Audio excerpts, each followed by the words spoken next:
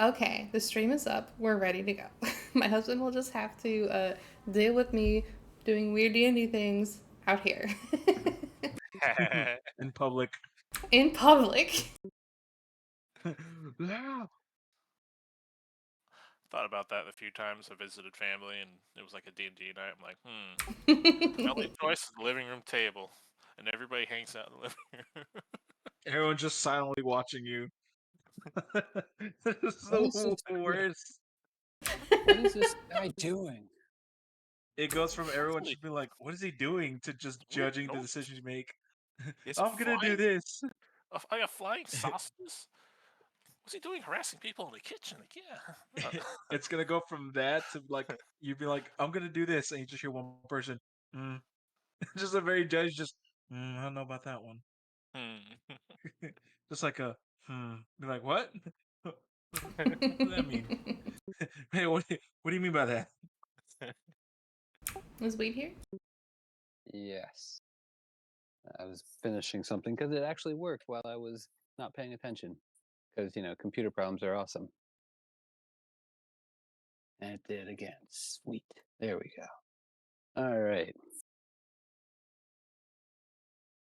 So, we all good? We're good. Yep. All right. Thanks for coming and allowing me to fuck this up for you guys. So, let's get going. Shut up. Yeah. All right. So, Dusk Haven. The city full of wonders and diverse people found nowhere else on the continent. Situated on the coast of the western side of the continent, at the mouth of the Black River. The weather here is as varied as its people. Warm almost all year round, Duskhaven spends months under the beautiful open skies, and months when it, for days on end, rains. The city itself has a storied history from the founding by the five families to the many battles fought to protect it to today. A today that has seen the invention of electricity, self propelled carriages, and technological advancements which have improved many aspects of modern life. People come from near and far to see such things and are never disappointed. There are there is the bustling docks where the ships arrive daily by air and sea, bringing an assortment of items for trade, both magical and essential. The markets are where you can see wonders that are just a few short years ago were but wild dreams. To the centers of educations and libraries filled with books and scrolls on almost every topic imaginable. There are also friendly men and women who serve the community and the constabulary, brave individuals who are willing and able to help you. The city is a bustling and busy place by day. Self-propelled carriages putter up and down the streets, and colorful merchants peddling their wares with people crowding the sidewalks. Tantalizing smells waft out of the many different restaurants and bakeries. The architecture here is beautiful. There are buildings with crisp, clean lines and neatly manicured facades, to breathtaking buildings that leave you wondering how the building was constructed. Then there are buildings that quietly project power. But the city isn't as it appears on the surface. As the city grew with wealth, so too came the inevitable power that comes with it. And just as quickly as that power grew, so did the corruption. To those lucky enough to have a modicum of wealth and are able to afford bribing officials and paying to make things go away. The once honorable constabulary is now a breeding ground for corrupt individuals who to intimidate others. But there are those who aren't corruptible. At night is truly when the city comes alive. The sights, the smells, and the sounds are something to experience. Should your vice be alcohol, you don't have to wander far to find a place.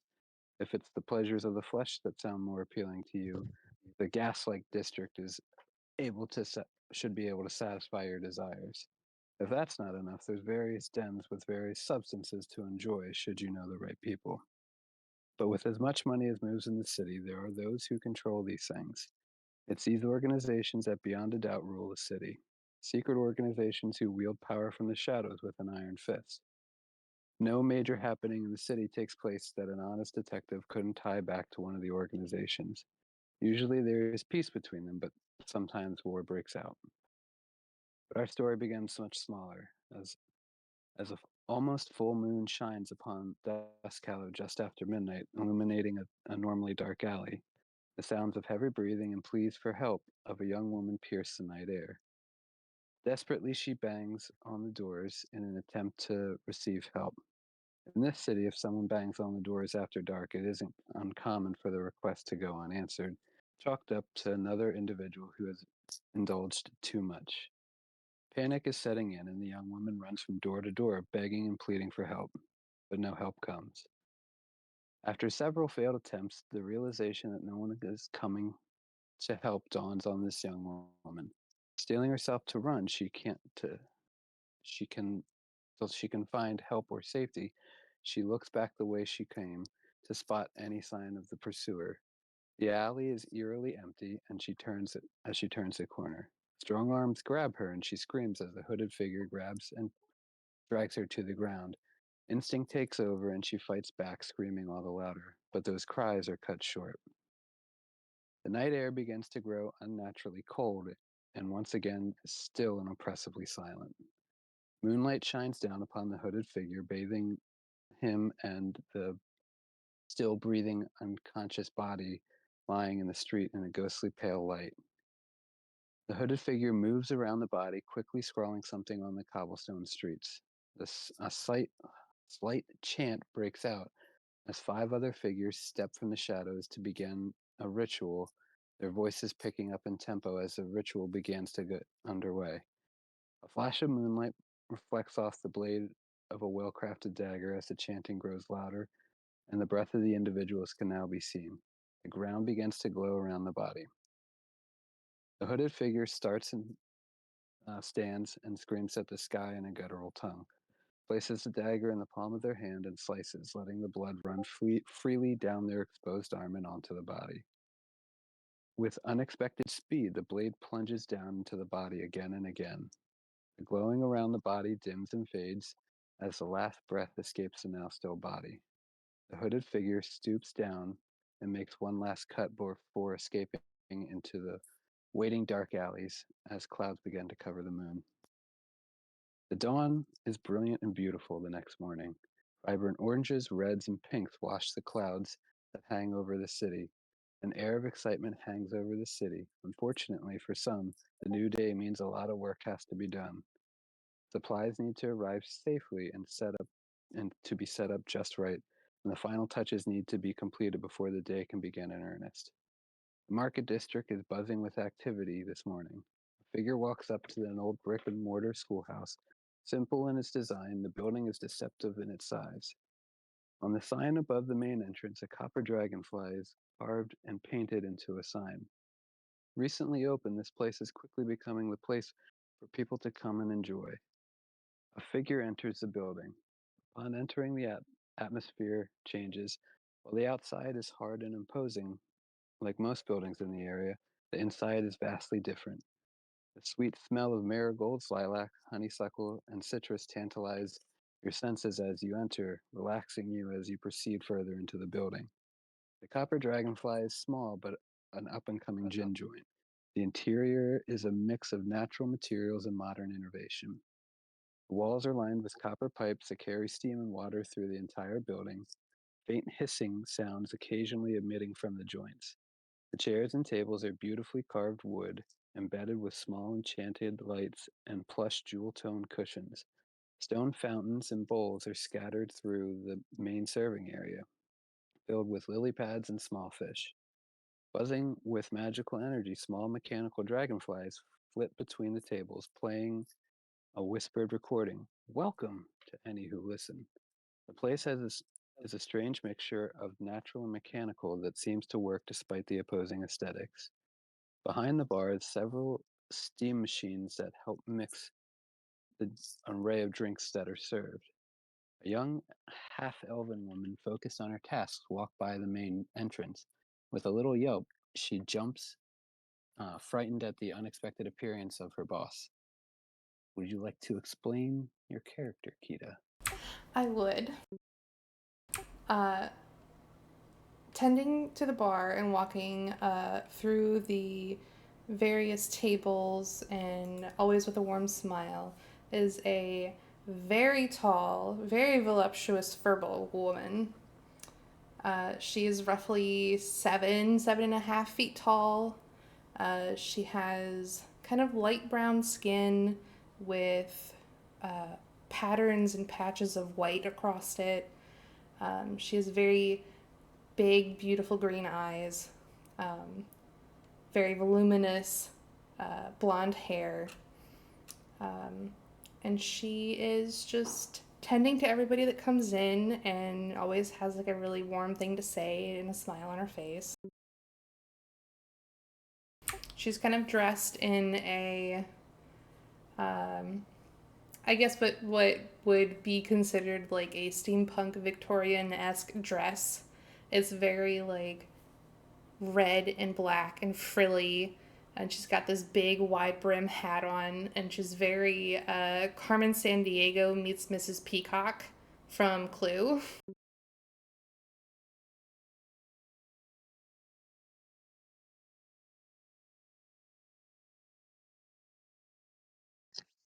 I've been muted, but I like how this character. Yeah, I was gonna say. This is my brain. You said I like. furball, and you said what? I'm like, I heard ton. I said nice.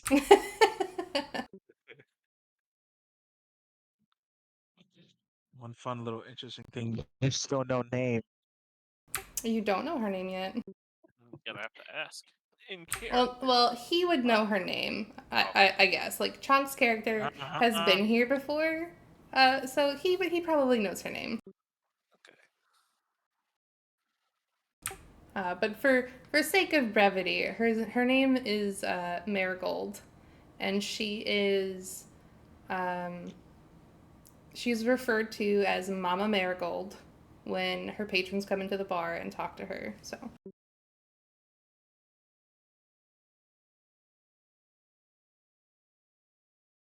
Very nice. that's her.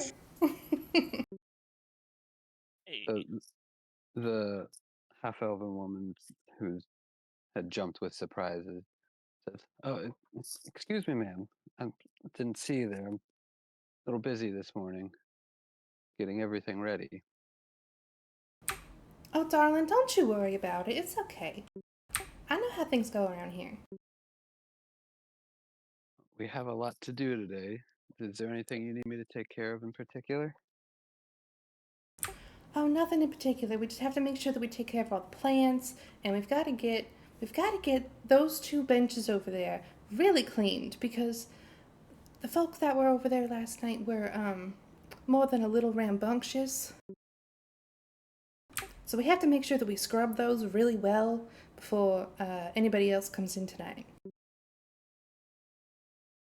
Well, then consider it done. Have you seen Sapphire? I have not, but knowing Miss Sapphire, she's probably downstairs taking stock of all the inventory. Okay, if you see her, send her up. We can get her cleaning that table. I'm gonna go take care of loading the supplies in for our stall tomorrow at the Founders Day celebration. I will certainly do so, darling. Thank you. And she'll make her way to keep getting the cart loaded. What do you want to do in the meantime? Uh, I think Marigold would go looking for Sapphire and have her do as instructed. That booth definitely needs tending to. But after that, I think she just kind of like stays around the serving area and the bar and is just doing like tiny little touches to the different decorations and like tablecloths and just like polishing the bar, making sure everything looks like really, really nice for tonight.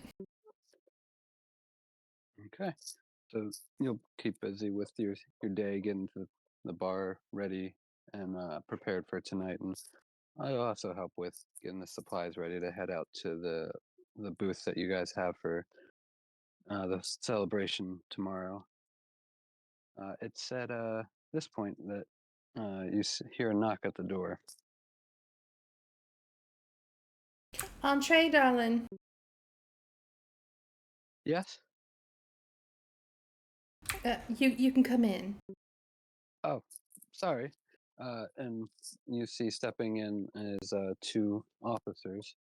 They come in and they say, "We're looking for the owner of this establishment, one Miss Marigold." Well, you have her. Wonderful. Uh, um, we don't come on with good news, ma'am. We're gonna need you to come with us. And what in the world will this be about? Uh, it's more of something that you have to see. So if you wouldn't mind, it's only going to take a little bit of your time. If I must, and she'll go with them. Uh, are they like clearly marked with the constables? Like, do they have like a uniform and stuff on? Yep. Okay, yeah, and she goes. I'll put that in here.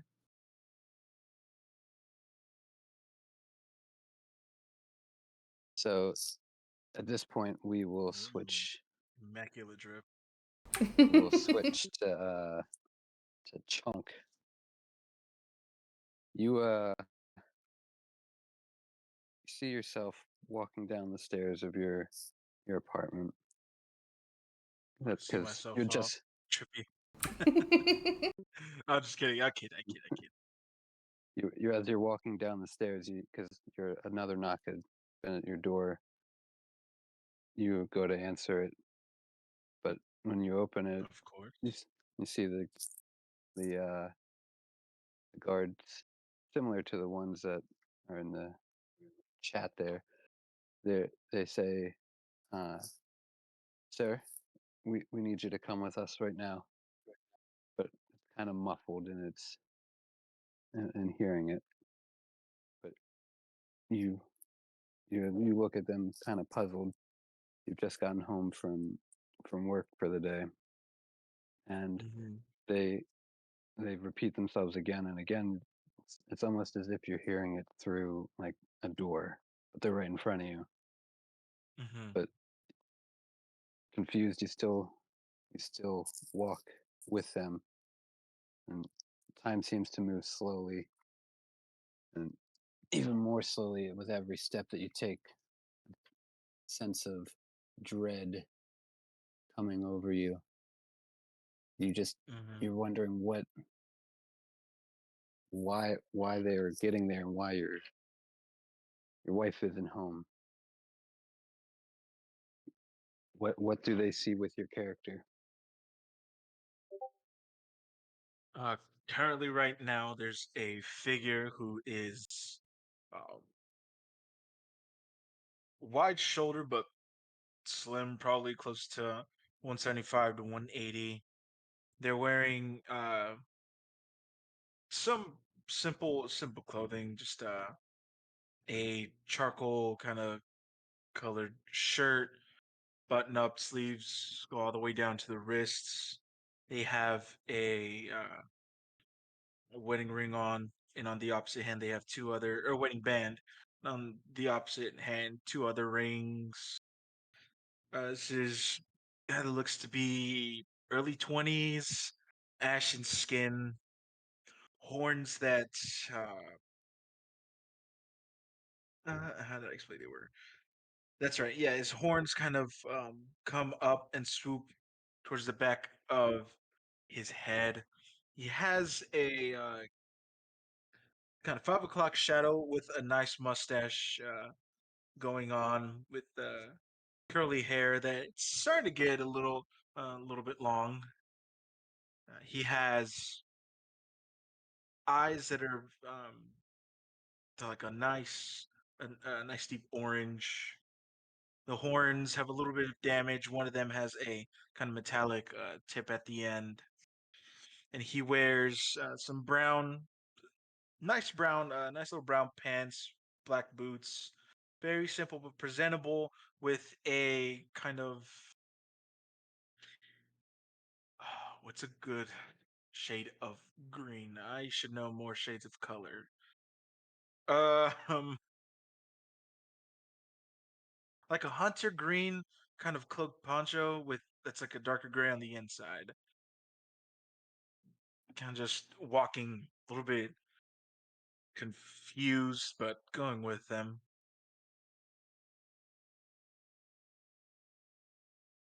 So you'll continue walking, and you're walking down the street. It's it's starting to get late at night, and you just kind of feel like you're walking, and the buildings are slowly moving by as you walk, and you just keep looking, and the same buildings keep passing you by, and all of a sudden you wake with a start, and you're back in your apartment. The once clean and cared for apartment is now strewn with dishes everywhere, clothes, just items that just thrown wherever, and with the intention of putting away later and just never really got to. Mm, You look around, and out of the corner of your eye you see something. what? Ooh, is it You something inside of my apartment? It is. You turn to look, and it's not there. You like shake your head and rub your eyes, thinking, "Man, must have just been something in my eye." And when you open them, there's a ghost in front of you. Oh, oh my God. Ooh.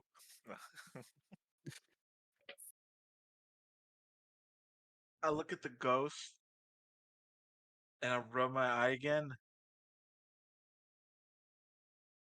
Mm. I want to like reach out to like put my hand through it. When you get done rubbing your eye and you reach out your hand, it's not there.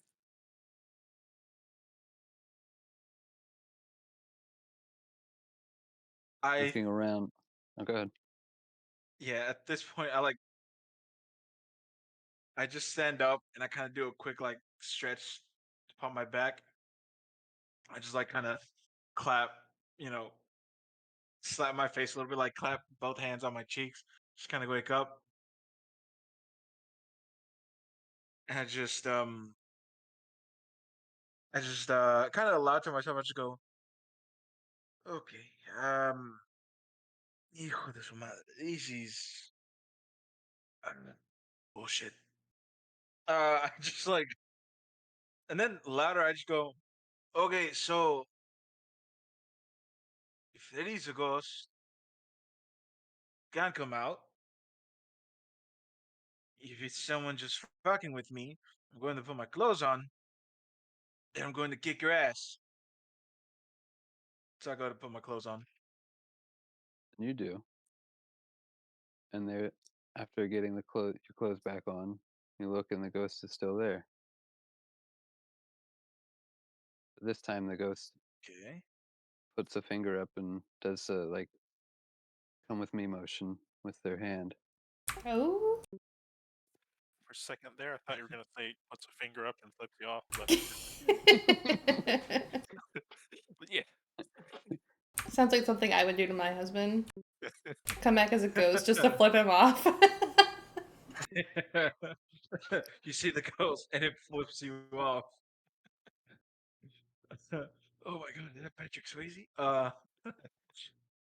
Yes. I'll follow the ghost, and I will have kind of my sword at my uh on the hill on my other side of my hip. I just kind of like hold on to the handle. Just kind of follow this ghost. Just kind of okay, sure, yeah. All right, So let's go, as ghost. as you do, this ghost starts to move towards the door and head out of your apartment building. I'm gonna grab my flask, put on my poncho. Is it like raining outside?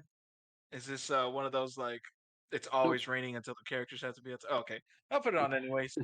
No, Uh, I mean there's always a chance. yeah, I'll put it on anyways. I'll exit. And I'll make sure to lock my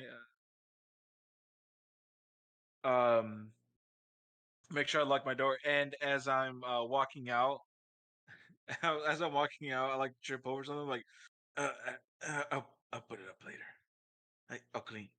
Okay, I'm actually gonna clean today. I'll clean. Okay, I'll clean.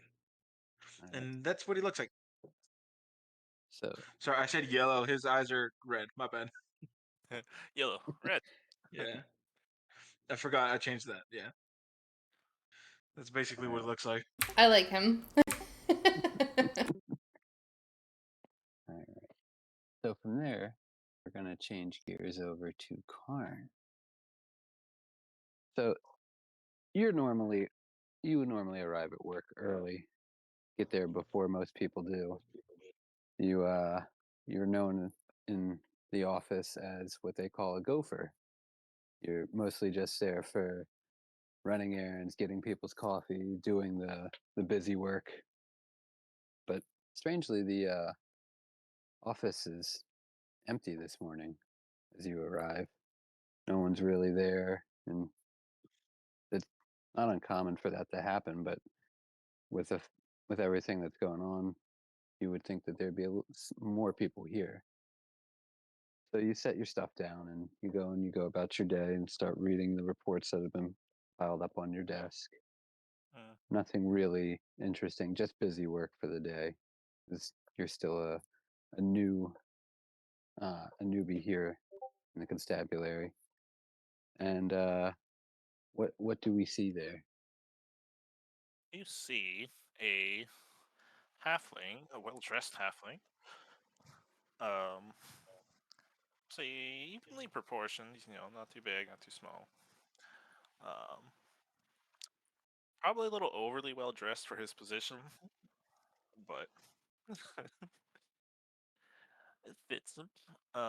He got a fabulous facial hair. I'm not sure what you call it, a beard or what, because it's kind of both. um, Currently in the office, he's not wearing the Incredible. top hat, and his coat is on the hook as he's perusing the papers on the desks. Might be smoking a little pipe and just you know going over the daily chores.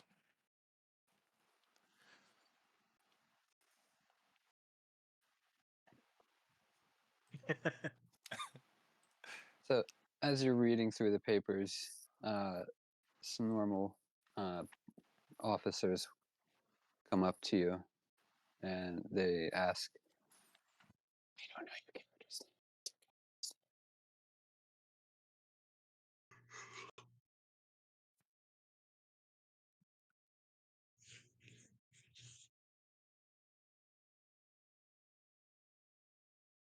name." They ask, "Are you well 20? Let's see. My roll Are you?" 20. They, they come up to you and they ask, "Are you the only one here?" Yes, I appear to be. Who is Uh, asking, if I may inquire? well, the lead detective needs someone down at a murder scene, so uh, seeing how you're the only one here, he said just grab whoever's there. Uh, Looks like today's your lucky day, kid. I'm a little old to be called kid, but uh, I'm ready. He quickly puts on his paper. You can tell there's like excitement going on in him. And he's like, "All right, finally." So he kind of hurriedly gets rid of the paper, grabs his coat and hat, and he nods to the uh, constables. Yeah, Yep. to lead the way. Ouch! So I hit my head for that. Sorry. um, um, you'll head down and you'll pass some people coming into the office. They're not just the normal cops and that are here, booking people, watching people, but no one really of importance is here. So you head down to the murder scene, and while you're there, you start coming up on the lead detective.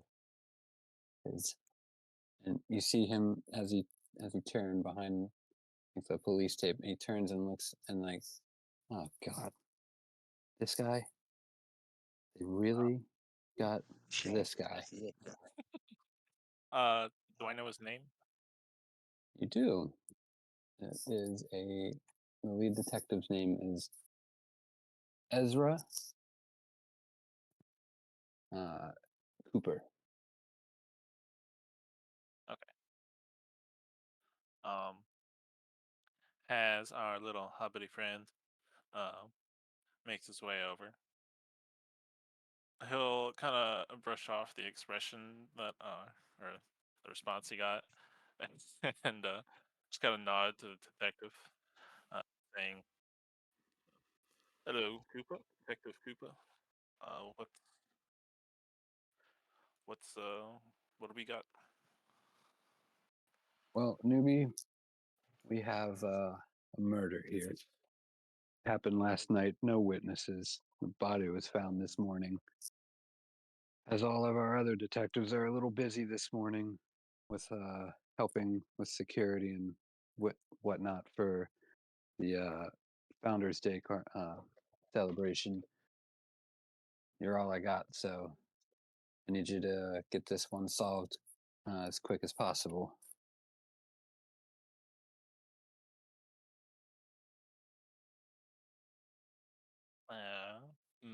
Mr. Hobbit here nods. I was trying to avoid saying his name.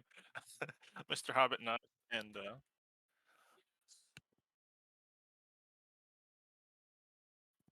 gets to work, checking out the scene, seeing what kind of evidence they got. It's at this point that the two officers with Marigold come up as Detective Cooper has requested for her to be there, and Detective Cooper walks over to you, Marigold, and says, "Thank you for coming today. Unfortunately, we have some bad news here for you. It seems that one of your workers was murdered last night." Marigold's face falls a little bit. Don't tell me my Sapphire's out here. That's why we had you come down today. Need you to identify the body. Dreary work for such a pleasant morning, but all right. It is indeed. You'll walk this way, and he'll lead you over to the body, and you'll see there, kind of burned marks into the cobblestone street surrounding the body in pooled blood. It's now a little dry, and they pull this sheet off of the body, and it is indeed Sapphire. Oh, my dear sweet girl, what were you doing out here? Do you know who did this? We do not. There were unfortunately no witnesses, but we do have one of our detectives on it, and at this point, he'll point over to our hobbit friend and say he's going to be the lead detective on this one. Uh, Hopefully, he'll be able to help you get some closure on this, and we'll be able to close this case soon. At that, the Hobbit man here kind of straightens himself out and kind of preens, I guess, kind of stands a little taller. He's like, "Oh yeah, totally." Uh, Marigold, being the 7.5 foot furball that she is, kind of like reaches down and just like extends her hand a little bit to this little tiny hobbit man. And I'll kind of look him over. Can I insight check this little hobbit man to see if I if I get the feeling that he is a decent detective. Or go Uh, ahead and roll insight. Karn, roll persuasion or deception, and don't tell us which. okay. Oh no.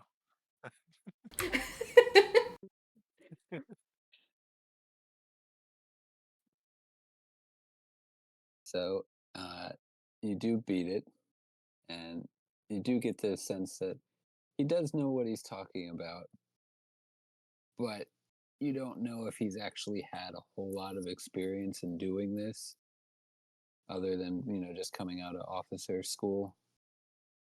So you're free to make of that what you will. I went to college. uh, she won't say anything about that, about his experience or anything, but she just kind of like keeps her hand like extended there, either for like a handshake or whatever, and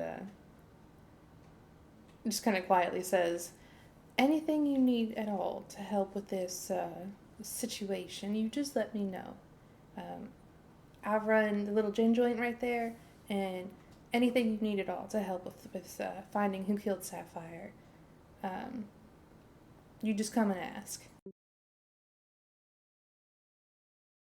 I'm pleased to meet you, and yes, I will keep that in mind in my our investigation.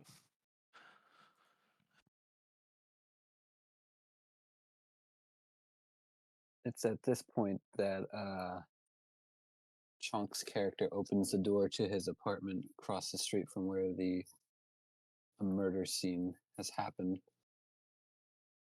and you see him walk out, and he's on the other side of the police tape, but the ghost has disappeared at this point. What would you like to do, Chunk? I just step outside and I go, wait, wait, no, go, oh, ghost, no, oh. Ugh. And like I'm turning around and like I lock my door and I just like talking to myself, just like, well, yeah, the night is young, and I just turn around. There's just police tape, a bunch of cops, Yep. and I just like look, and I just the one person I recognize, I just, oh, and I just want to like casually walk over and clearly with just disregard if they'll let me pass, just like go like with, like underneath the police tape and just, oh, Um, uh, The officers at someone this sin- point say, will try and stop you, yeah, but be like, yeah, I was gonna sir, say sir, please, the please. Hobbit guy, the Hobbit dude, is gonna be like, "Oh wait, no vagrants, get out of here, go be Oh. homeless somewhere else." oh, okay. First of all, okay, mira. First of all, don't let children near a crime scene. Two, Children, I'll I fight was giant following a ghosts. ghost. I was I was following a ghost. Then it disappeared. Yeah, the The ghost will ghost be a was fortune. really no. The ghost was really cute. And then I thought this was gonna be something like this play called Ghost. It came out in the year of fantasy 1990. But no, it's just whatever. And Señorita Marigold, what are you in trouble? Me? Oh no, I am always in trouble. But no, this is not my doing this Nice. day. Um, I don't remember if Chunk. Did you tell us your character's name? His name would You're be not. Cassius. Cassius. Okay. I would know him because he came in, but I couldn't remember Yeah. if you Yep. had said his name or not. She kind of like No, I reaches didn't. over and starts like straightening his like the wrinkles out of his shirt, and it's just like a very like unconscious kind of mothering type gesture. Immediately he's just like, Señorita Marigold, please. It's not that wrinkled, okay? It's fine. It is very wrinkled, um, and Okay, I don't. it's a little wrinkled. That's why I wear the Cassius, poncho. So, Cassius, darling, I don't know. Were you in the booth last night? Were you in the booth in the corner? no, I stopped what happened. Okay, look, they started getting rowdy, and then they were being really loud. I just wanted to enjoy a drink, and then they wouldn't stop, so I stopped it. Okay, but I'm And just I'm just a little worried about you because you're out here talking about ghosts. oh fuck, right. And I turn around and I'm just like, fuck, where'd he go? No, okay, there was there's literally a ghost, and she looked like. And can I just like give like a broad description of what Sapphire looked like? Um, insight. Or actually, I don't know. I want actually I don't know. I don't know if it looked like if it looked like Sapphire, but whatever broad description of what the ghost looked like. Right now the hobbit, our hobbity friend here has the biggest look of mistrust on his face and suspicion that I'm this I'm down to character. roll something against it. Yeah, insight. Ye- Go ahead and write insight, Karn, and Chonk roll persuasion or deception, whichever one you want to do.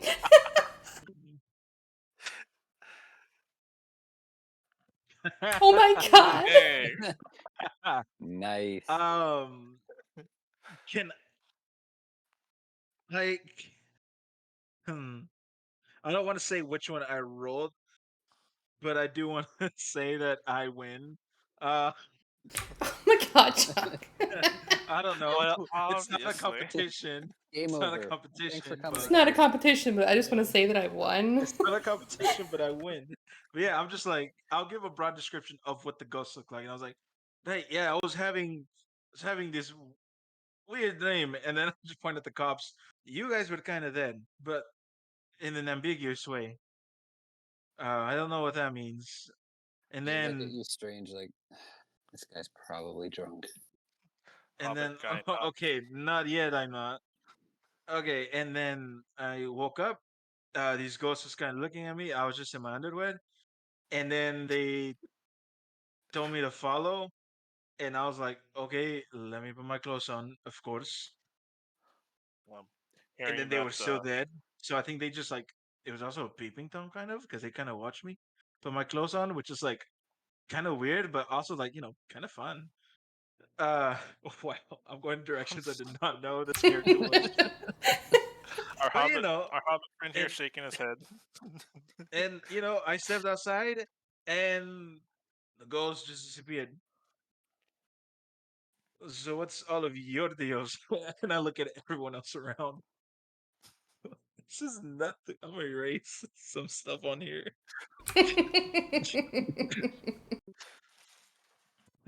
uh, Marigold is just kind of like looking at him with a little bit of concern on her face.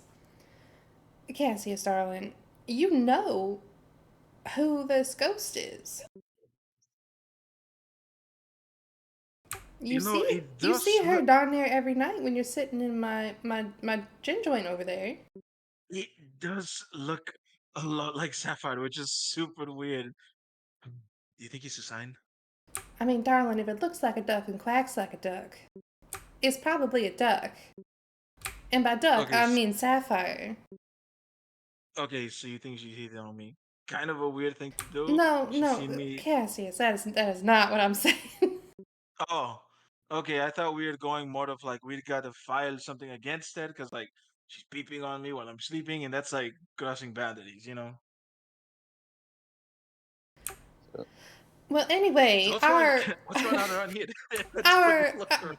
our diminutive constable friend here is going to be working on finding who killed Sapphire. Hobbit nods or tips his hat actually. Still with a look of suspicion. I'm sorry, darling. I don't think we caught Alright. your name. Oh Forgive boy. me. I. Give me 1 second. He pulls out his own ID, and it's just like the thing of like He pulls confusing out like a creatures, but it's business just card. his name. It's a little constable badge and It's his a name really, scratched on it's the a back. really long, it's a really long business.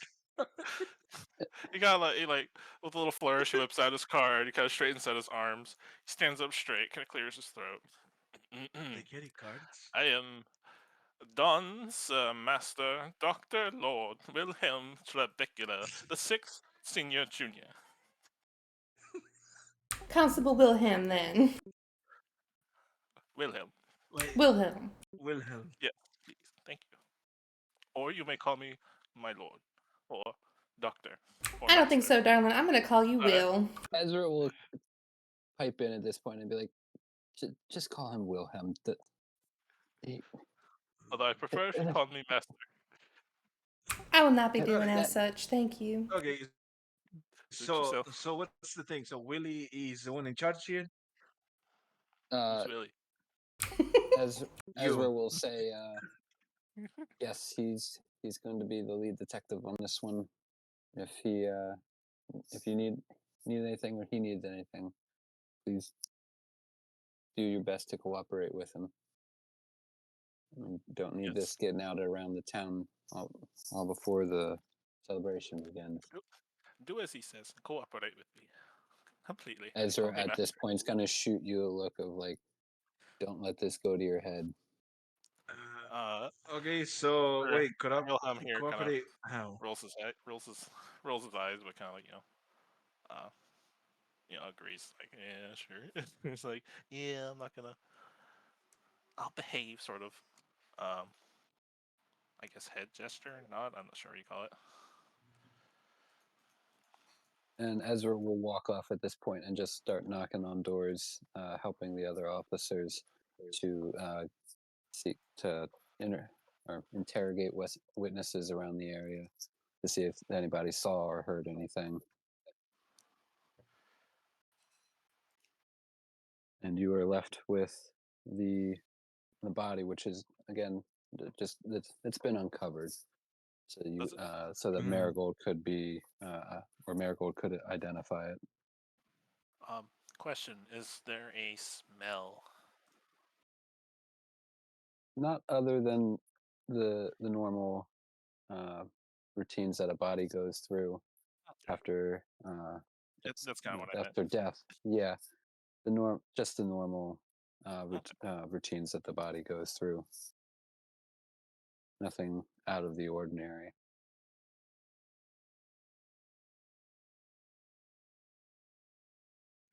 okay, well, this looks like a job for you, Constable.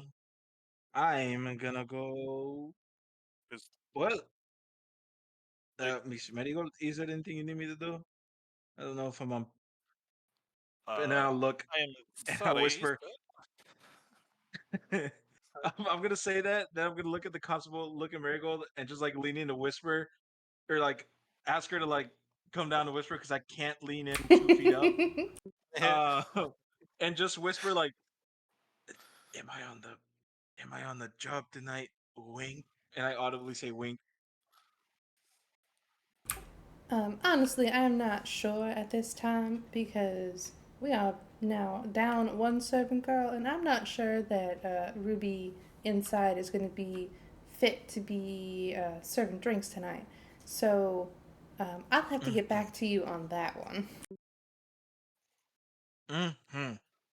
But Was we should offer our services to the good constable here to hopefully yes, help please. find out what's going on.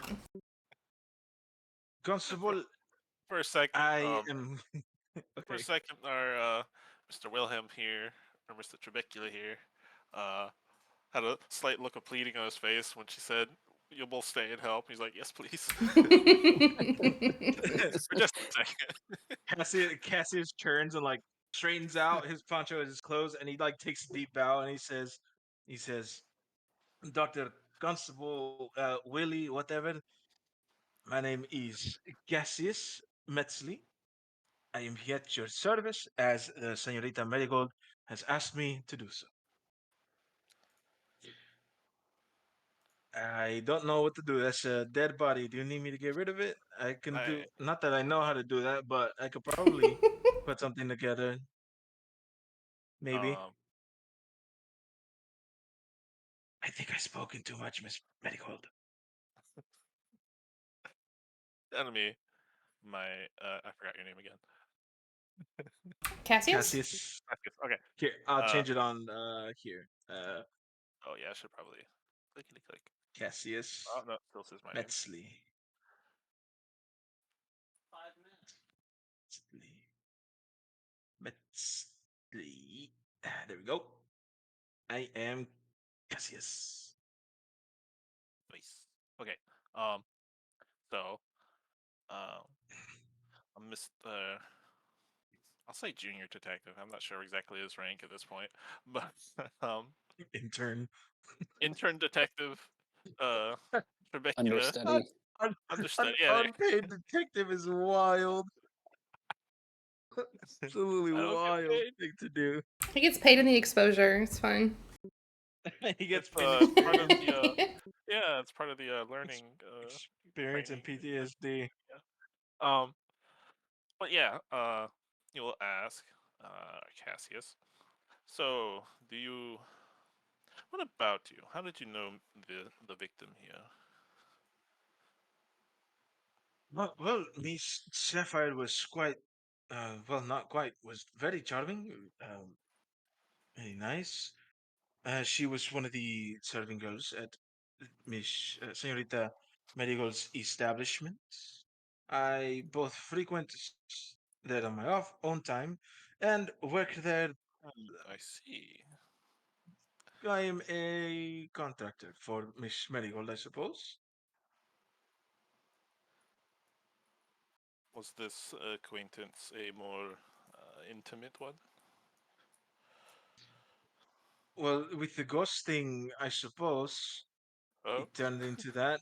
oh, Uh, almost in forgot. a really, in a very, yeah, in a very not pleasant way. Well, almost pleasant way. I don't know. It's a bit freaky for me, but no, I would say acquaintance. I would not see Miss Sapphire outside of her work, nor did I look for her. Okay. Um, tell me, do you see ghosts often? No. Only when you sleep and without your clothes? When you say only when you sleep for a split second, it's like 1,000 yard stare, and he goes, in a way. Interesting. Tell me, have you been mentally evaluated at all at some point in your life? Sort of, yeah. Sort of. Yes. It's part of the process when one is put in prison, you see. Uh, at that, Mr. Wilhelm's gonna like. Is there any of the constables here still? Yeah, they're keeping the public back, and some of them Oh, are going around knocking on doors, like I said, to see if anybody saw anything and take statements. okay. He'll kind of beckon one that's kind of nearby and doesn't look like very busy, He'll, and he'll come over and he'll he'll, say, "Yes, sir. What can I help you with?" in a hushed tone, he'll lean in and whisper to the constable, "Can you get the background check on this one?" And he points to Cassie. Cassie's just smiling, hands behind his back, And he standing has a tall, bit of a and history with the local law enforcement here. Right away, sir. And he'll head back to the constabulary. Suspect number one spy. he's just he's just smiling. And can I insight like his suspicion? I don't know. Can I catch that? What are you looking for? I mean, 100%. You point. You're like looking at me, whispering to me with oh yeah, another dude. What do you mean? What am I? I love how No, you. suspicious we all are of each other. Uh, I'm only suspicious because he started Wilhelm's whispering about me. Wilhelm roll. Uh, Perfect. You Oh my all you right. god, don't that know name. why he is pointing at you, but you Yeah. don't think that it's probably not the best thing, but you're not 100% sure at this point. Senorita Marigold, I think the good doctor here likes me. That's potentially one way to look at it, sure. Come on, who doesn't like me? You It's just are. like for a split second, he's just like, Just like a really just defeated sigh. You are indeed a force of nature, Cassius. You know what? I'll take it. Okay. Um, She kind of pats after him on the back a little bit, like comfortingly. after that little uh thing, uh, Mister Chebicula will then turn to Marigold and ask, "What about you? Do you have I believe you have some personal relation with the victim?" Sapphire was just one of my servant girls here. Her and her sister Ruby work together, and they live in the establishment, um, and just pay off their rent and stuff by working with me. Did They've been with you, me for a long time now. They're good girls. sister? You say? Do you happen to know where she is? She's just inside. Hmm, I see. And he scratches his beard in all detective thinking glory. Um, uh, okay. Uh, he'll look to the body for a minute, like thinking to himself, and then he'll turn back to the two, and he'll talk to Marigold again. So, Miss Marigold, um, do you know what was the last time you saw Sapphire? Oh, that probably would have been last night. We were very, very busy. We had a couple of rambunctious folk over in one of the booths, and Marigold helped show them out. Marigold, Sapphire helped show them out. There's Uh, another one of you. I am one of 9. No, no. One of us. One of us. One of us. But then she just went back to work after that, and I saw her amidst the tables, and I went up to bed and didn't see her again this morning. Did she give any indication to where she was going? If she had any plans? No, if anybody would know about that, it'd be Ruby. Um, do you, the rambunctious fellows that you said Sapphire was the one who removed them from your establishment? She helped show him out. They went rather amicably, but they were just a little bit too rowdy to be around the other patrons. Trabecula would nod and then ask, "So you don't think that they may have harbored malicious intent against our poor Sapphire here?" Oh no, everybody loves the girls. Hmm. And then he'll nod again, looking at the body. I mean, obviously someone didn't love her, but. Well, casually digs through my spell book.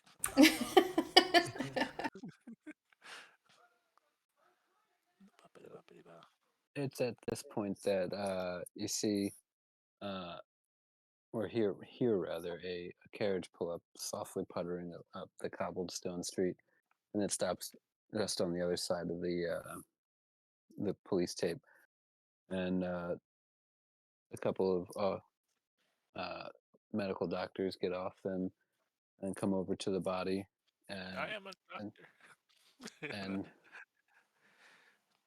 what kind of doctor, they say. The kind that knows things. um, He just Oh boy. oops, wrong uh, button. My bad. uh, so they'll come up and they'll ask who's in charge here. For a second, Mr. Trebecula will look around and then remember that it's him now.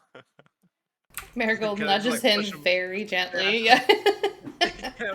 Marigold goes gently. I just straight push, just like not gently. I just like push him real quick. Arrest that man! He assaulted me.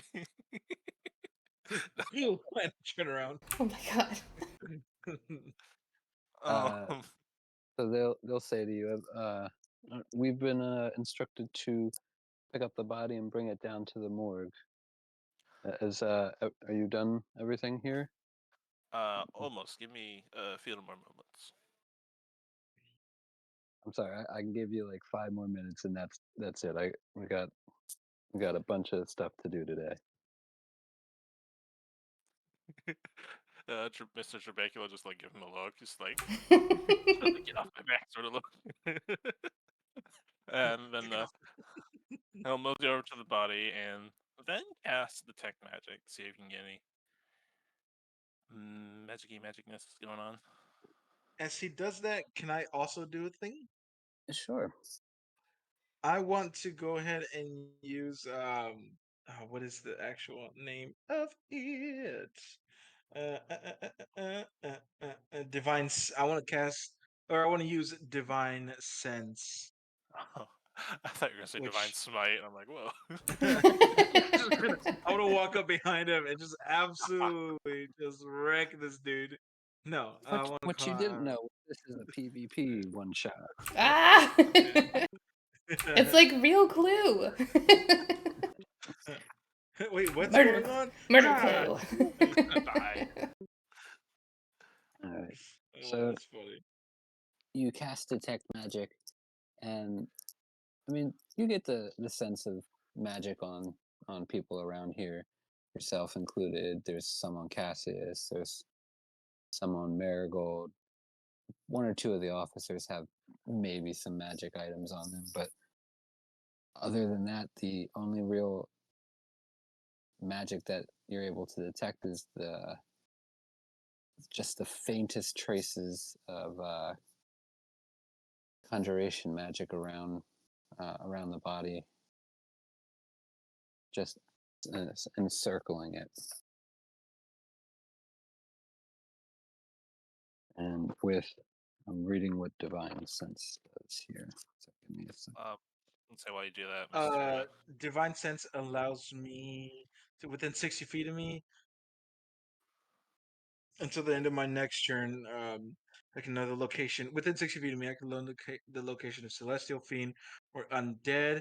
Know the type of celestial fiend or undead, uh, but not their identity.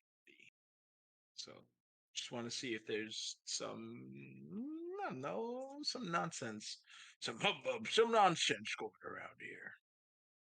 So as you do, you close your eyes and reach out, extending your consciousness a little bit, and nothing really pings your senses other than the fact that there was something here, maybe, but nothing really other than the fact that there was evil here in the past couple of hours.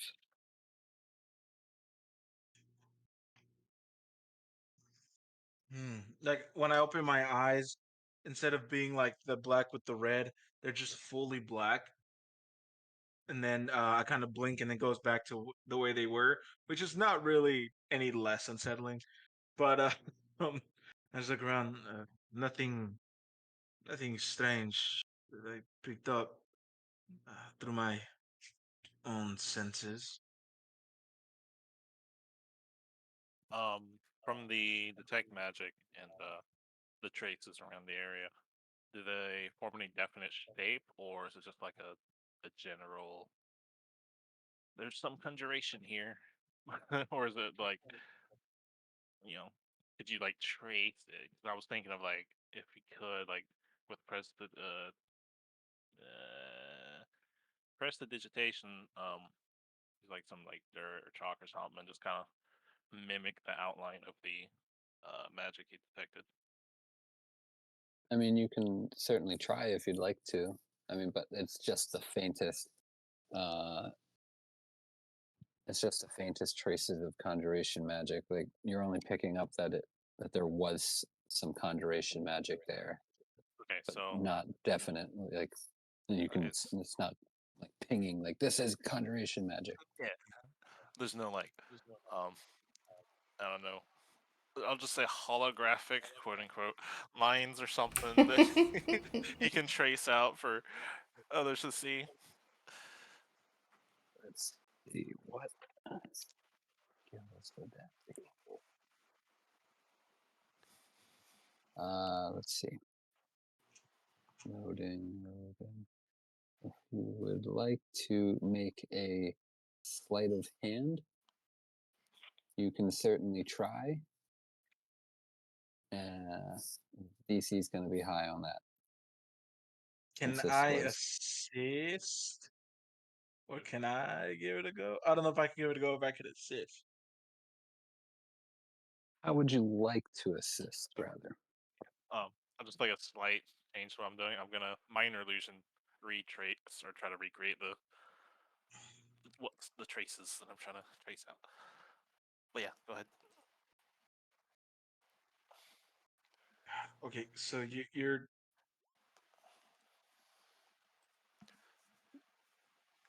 Wilhelm is trying to use minor illusion to create the runes that were on the ground.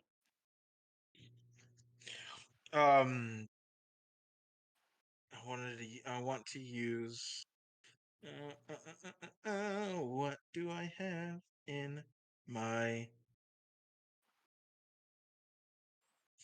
using as a as a background thing, I have a crowbar. Using my crowbar and a dagger, can I like start to etch out the runes before they disappear so we can get a closer look at them? Sure, both of you make a sleight of hand check. Okay. So both of us. Mm-hmm. A All group right, yeah, sleight of that's hand. about right. Where's my sleight of hand? Oh, there it is. All right. That's about right. So you go Right, to hold still, cast hold cast still, minor damn it. illusion at Wilhelm, and as you're casting it, Cassius sees and gets the idea of like, oh, I see what he's trying to do here. So he takes out his crowbar and starts to etch it in. But as he's etching it in, it's kind of like it's like breaking Like your concentration on the spell almost. And you see a bunch of and like caveman drawings. yeah, it basically is what it comes out to be, and you don't really get anything other than Mm. like it just looks like some kid decided to write some gibberish. Um, that's all you really get. Stock on the driveway. I just like get up from doing this. I go, Constable, you're not very good at holding a steady picture, huh? I would if you weren't in the way. Breaking Oh, do rocks. you want to try it again? We can just could do would I have been able to recognize what language? Because I speak common in Inferno and Thieves Can't. Would I have been able to tell what I was trying to like what I was looking at when I was trying to like do the runes? Go ahead and make an intelligence check. Oh I was no. kind of wondering the same for my character. What languages do you know? I know. Where are you? Well, that's rolled a 4 Undercommon, for a 3. Dwarvish, and Halfling. Oh wow, it's an awesome roll. I'm sorry, I didn't catch. I heard dwarvish, Oh, halfling. and Undercommon. No, you wouldn't have recognized any of the runes. But Uh, with my researcher feat,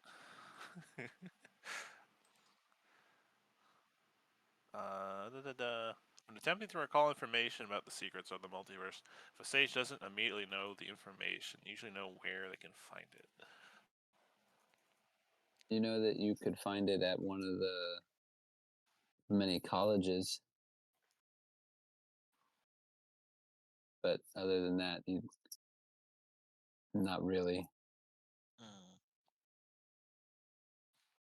And there's people there that speak various different languages, and if you could recall and write down some of the information, they might be able to help you with it, but most likely with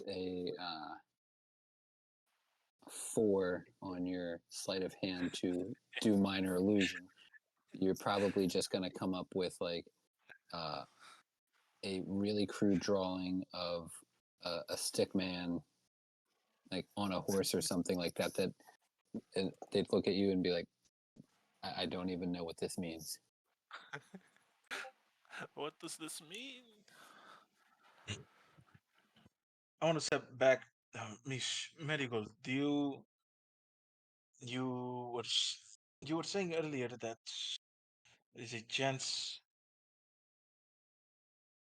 Miss Sapphire was able to get rowdy guests. So you think they might have done this? I asked that question earlier. And Hey, I stealing my show. forgot. I mean, uh, there's every possibility that it could be that, but they were rowdy, but they were not aggressive. well, you'd be surprised. Uh, should we go? Oh, that's right. You mentioned Ruby might have more information. Would it be good to have you maybe go? We could go with you, but maybe have you speak with her, considering they're probably going to be most comfortable with you. Yes, we should go ask her some questions, and we do have to inform her as well that her sister is now deceased. Um, Exactly what I was going to say. mm-hmm. How did you know that? I'm a detective. I know these things. uh, Okay. I I know for a fact that's not how that works, Doctor. Um, Hey, I'm asking the questions here. Marigold's gonna reach down no, and medical is going to.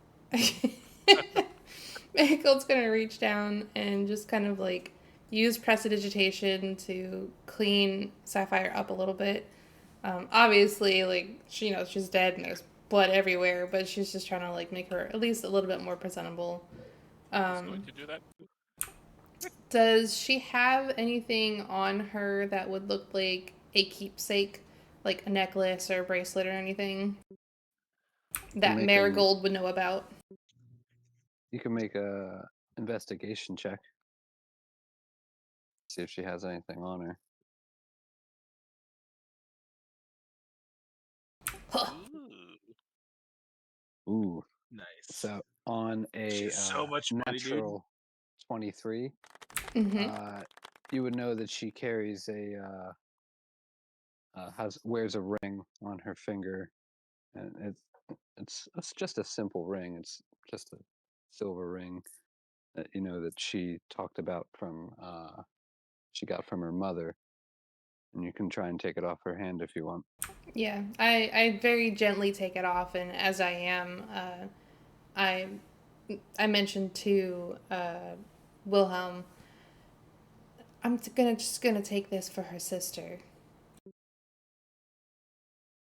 As you do, you because her hand's down by her side, you bump her pocket and a note falls out.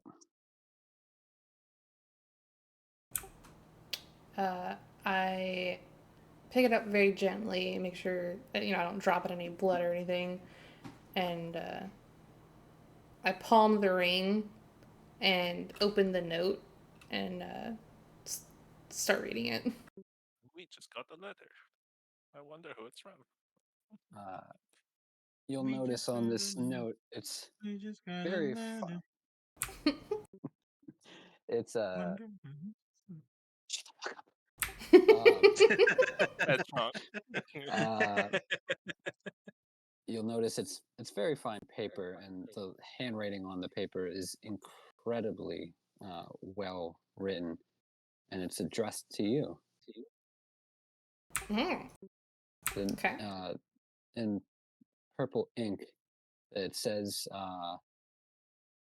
Marigold, someone you are acquainted with is responsible.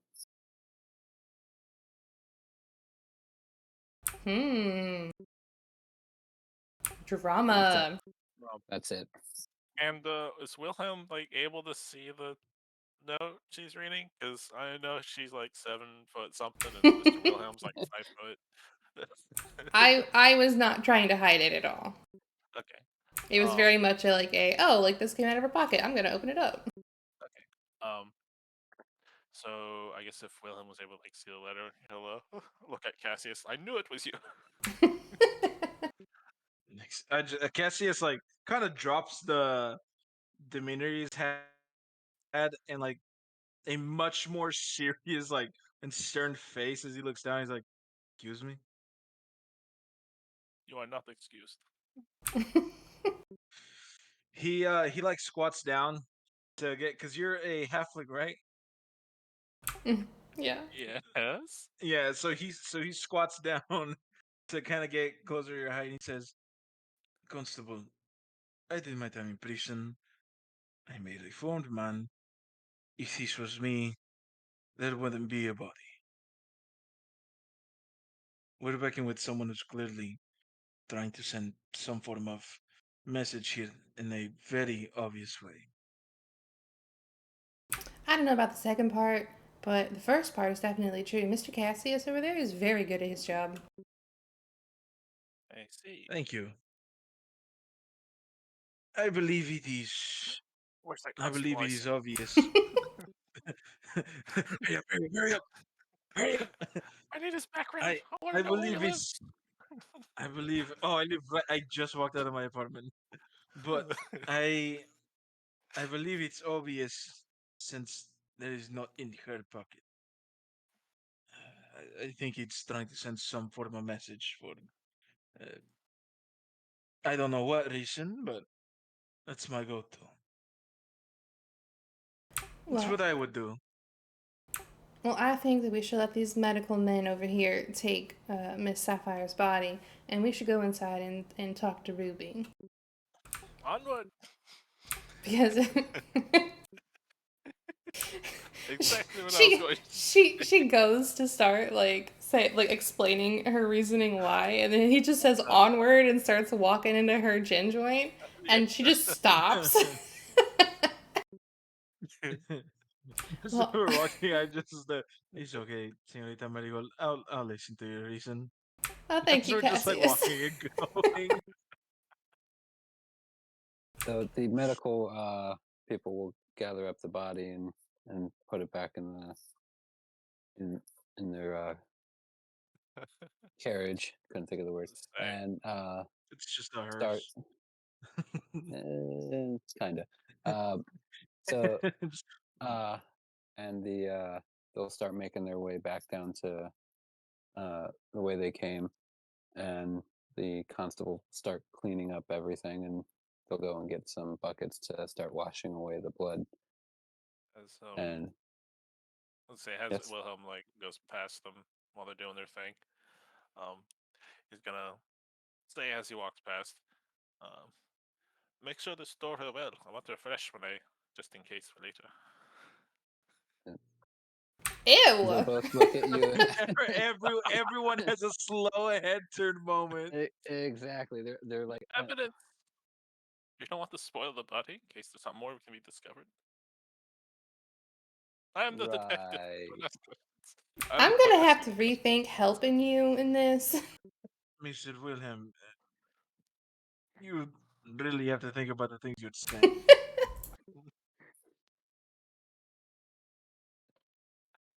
Cassius says, as Cassius and Chonk. Yeah. I don't know what you mean. So where are you guys headed at this point? Into the Copper Dragonfly to find one Miss Ruby. Yes. It's not hard. You're able to easily make your way there and find her. She's downstairs loading supplies to be carried upstairs to head over to uh, the stall for tomorrow night. Ruby She's darling, we need you to come over here for just a few moments, please. sure. What's Are up? there people inside of the bar? Just the normal help and like one or two patrons who they're Uh, normal. It's They're still early can in I the regulars let? that day, work. I think, right? Yeah. It's early on the way there. I want to ask Marigold just um, Miss, Senorita Marigold. do you want me to? It's still a bit early, but do we need to shut down for the day for this or? I think that's probably for the best, Cassius, just given what's going on. Sure. And as soon as we enter, I just walk to the two guys there, put my hand on the shoulder, be like, "We are closed for the day. Your tab is taken care of. Get out." We just ordered food, man. The hell? Don't worry. The really good thing, there are other places that have food. So go. Scream. Fuck you. Uh, And they walk Dracula. out. I would say Dracula walks up after that little exchange to the patrons that are being removed. He'd be like, "It's a family tragedy. I hope you'll understand." They're pissed off. They don't pay you any Yeah. attention. I'm just going and I'm just basically walking up to people. We're like, "Hey, get the fuck out." I'm not being nice about it at all. I'm just like, leave. And you're like, wait, no, no, go. Yeah, as soon as like they leave, I just go and like I lock the door, the front door. It's easy enough to do. Uh, Nobody else is in here other than the other help, just busying Hmm. themselves with work. I And kind of I kind of gather everybody, and I gather, I say that to Ruby, and I beckon her over to like one of the quieter booths. she comes over and she's got a smile on her face and she says, "Hey, yeah, what is it?" Uh, well, sit down, honey. We have something to tell you about something that happened outside. Rebecca quietly says, "Well, I'm not saying anything."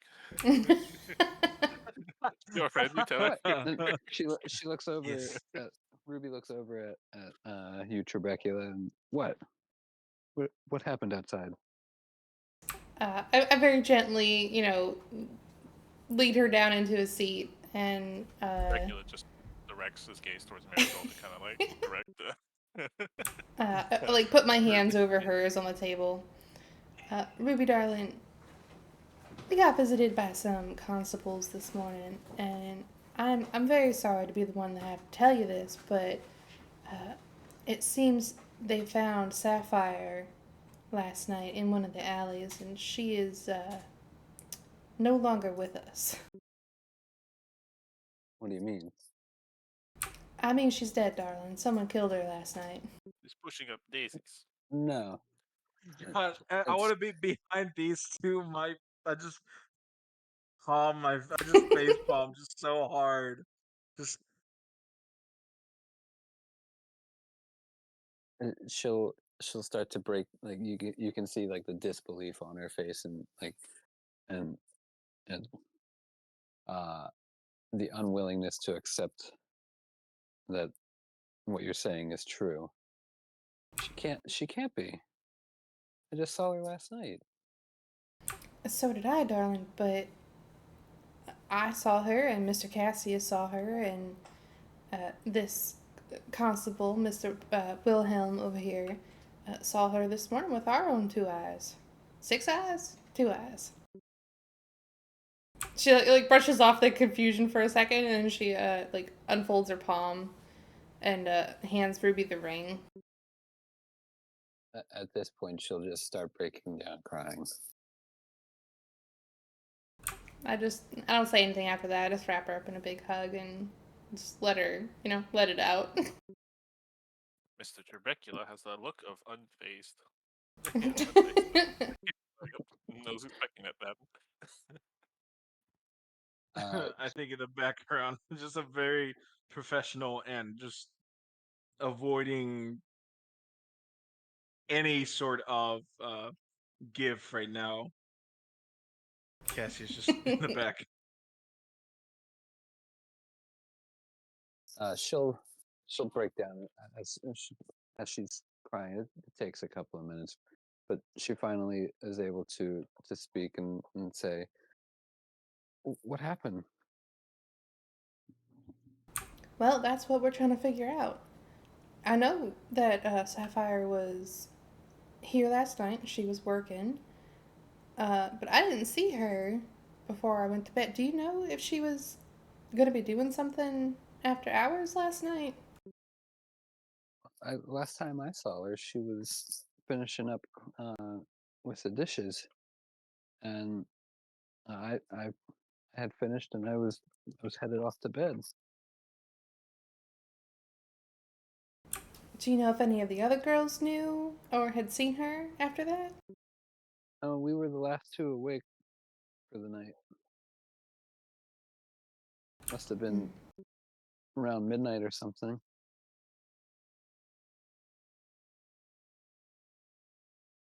Do you know where they've taken her? Uh, I assume Marigold would know that information, given she was Mm-hmm. there. Okay, yeah. No, I Yeah. tell her because I don't remember, but Marigold remembers. Yep. So she'll say, if you don't mind, I'd like to go see her. Of course, darling, whatever you need. We're closed for the rest of the day, so don't worry about coming into work or anything. Thank you. And she'll just take off. Still dressed in like her apron, dirty apron, and clothes for the day, or work uniform, and she'll head out the door. At this point, that some of the officers who had come in originally came and uh, asked you to come outside to see the body. They come up to you and say, uh, "We're gonna actually need you to come down to the precinct. Uh, your lead detective friend here seems to have forgot that we need to get statements from you all." And I'm they'll look at you and be like, I'm working on it. this, this is your first time, really?" Hey, I'm working on it. They'll Wow, good, sigh. To point one good finger gun. comeback. Like, hey, I'm working on it. I mean, I'll happily come with you, but it seems like we are running against a little bit of a clock here before this person that did this escapes. And I have already given my statement. We need statements, and we need alibis, just to make sure your names are clear. I mean, your own people saw me walk out of my apartment. Ah, I don't yes. know what to tell you. Scene of the crime. I'm But just kidding. we didn't. But we don't know that you Don't didn't do don't this.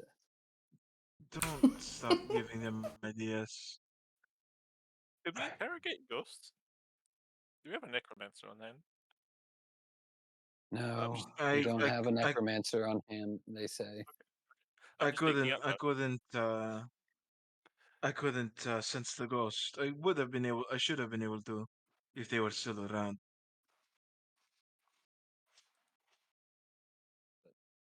We really insist that you come and give your official statements down at the precinct, and we'll check out your alibis to make sure that you weren't the ones on here, or the murderers. Because as far as we know, Yeah, y'all. you two were the last two to see her. They say, looking at Wilhelm, like, are we really doing your job? I was working on it. You ought to just give me some time, please. I need to make sure they're comfortable before we can interrogate them. Interrogate. What? Interrogate very nicely with cookies. And Why do you Now, need to? you listen Do you think? here, small man. Do you think I did it? I am mighty. No. No, Well, I mean, you're yes. I you're mean, William. I totally didn't say no. Um, Now listen, suspects. I have been nothing but accommodating. I have been nothing but truthful. And I do not appreciate being interrogated. Uh, wrong choice of words. I apologize. She Do you have a different detective? Unfortunately, no. Oh, please. Okay. Marigold stands up from the booth and just kind of like purposefully stands at her full height next to Wilhelm. And it's just like she's not trying to be intimidating, but she is kind of a little trying to be intimidating. Mr. Wilhelm, will say, "Oh, is this a height, a standing, a height off? Is that what you say?" And then Wilhelm will grow to about 10 foot tall as he has enlargement on himself. Uh, I am tall now. when he when What you he going to does do? that, when he does that, Cassius is going to immediately bring out his sword in a defensive manner in front of Marigold. He looks like someone shrunk a giant or something. It's just the way he's The proportioned. He looks like proportions a are small all person. weird. It's Frodo, but now Frodo's 10 feet tall. His Yeah. feet are huge.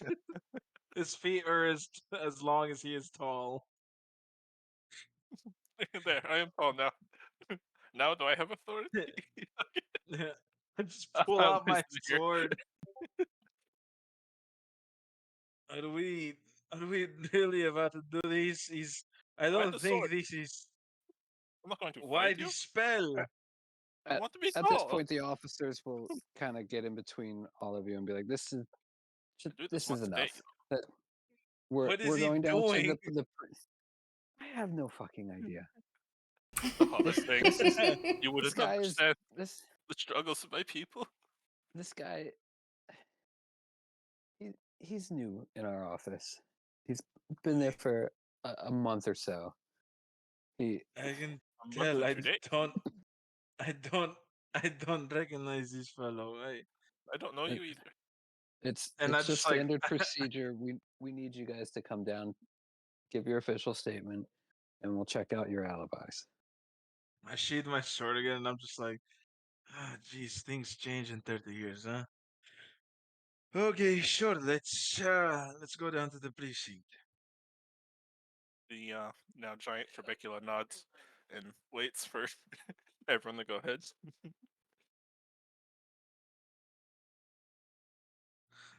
I'm gonna be walking with Mama Marigold. Like I'm always like relative. I am always. This is a lady who gets lets me get drunk and pays me. I'm going to be within like within a 4 to 5 foot radius around it at all times. This is the most important lady and this is the most important person in this city. So Marigold obliges, and she will go. There is a very clear look on her face of I don't like having my height mocked. Me neither. You brought that on yourself. I'm Me, just saying. me neither. This is discrimination or something. Yeah. I don't know. I don't know. You just stay the full 10 feet until the spell runs out. Yeah. Yep. I'm Until so you're in the sorry, middle. Wade. I'm so sorry. Go ahead. You're good. So you're in the middle of trying to crawl out the door because the doors aren't that tall. I was gonna say, you'll still have some difficulty with the door, but he manages eventually. And as you're like halfway out, like crawling, that's when the spell fades and you rapidly shrink to your normal size and then fall, landing on your face. Checks out. Yep. He'll pick up. Pick up. He'll get up and then dust himself off and act like nothing happened. What's everybody's passive perception? What a question. It, 14. it can't be good. 14. Let me see. 12. I don't know how to calculate it. Let me see. Math. It should be your wisdom modifier plus 10. So like if it's you have a 10. plus 2, it'd be 12. So No, 10. it's just 10. Yep. Oh, okay. Cool. So you Wilhelm and Cassius, you don't pick up anything other than you hear the crowd just kind of murmuring, and but you, Marigold, you hear some of the guards saying, I remember a couple of murders from a couple of years ago, but they all went unsolved. And that's all you'll really hear as you pass by and making your way over to the constabulary. Okay.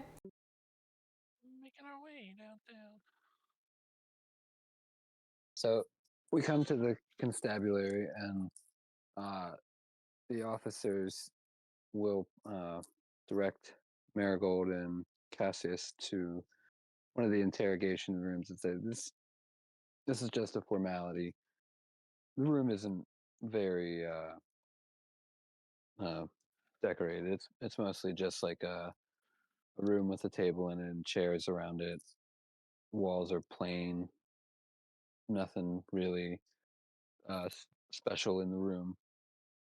And they'll they'll say to you, "We'll be back in just a couple of minutes. Just sit tight." And they'll walk out. They'll walk out, closing the door behind them. So we're put in the room together? Or are Yes. we separate? Okay. Uh, But the same Mr. Trebecula, seeing the room and whatnot, he's like, "See, I told you it was interrogation, but it's y- nothing like a Hobbit interrogation room. No, no. you weren't there. Oh, where am I? Where am I? Who am I talking to? You say that as the door closes to them. Marigold just makes herself comfortable and like pulls out a really ornate looking like red paper fan and just starts fanning herself with it gently. I It's think just does the door swing out or like swing into the room or out into the hallway? it swings into the room and locks All from right, the other side. then on the side that isn't that it wouldn't hit me, I'm just gonna stand by the door, just like ready in case something weird happens. Like a ghost or something. Who knows? Like a Yeah, Hobbit? like a ghost. Yeah, like a 10 foot 10 foot, halfling. 10 foot halfling with um, height issues, something like Yeah, that. yeah. So it's at this point that Ezra will walk up to you, Wilhelm, and you'll see as he walks up. And you would know this because you've worked with him for long enough that he has a slight limp to him. But he'll come up to you and ask, "How's the investigation going, son?" Um, he will say, "Well, I checked for magic on the scene.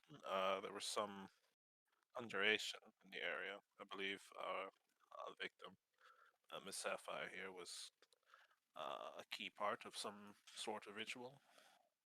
Who would do it or why, we have not found out yet. Her friends here appear to know nothing about the incident.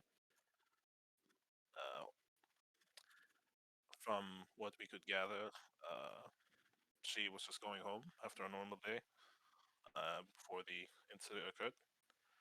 And the sister, Ruby, also was unaware of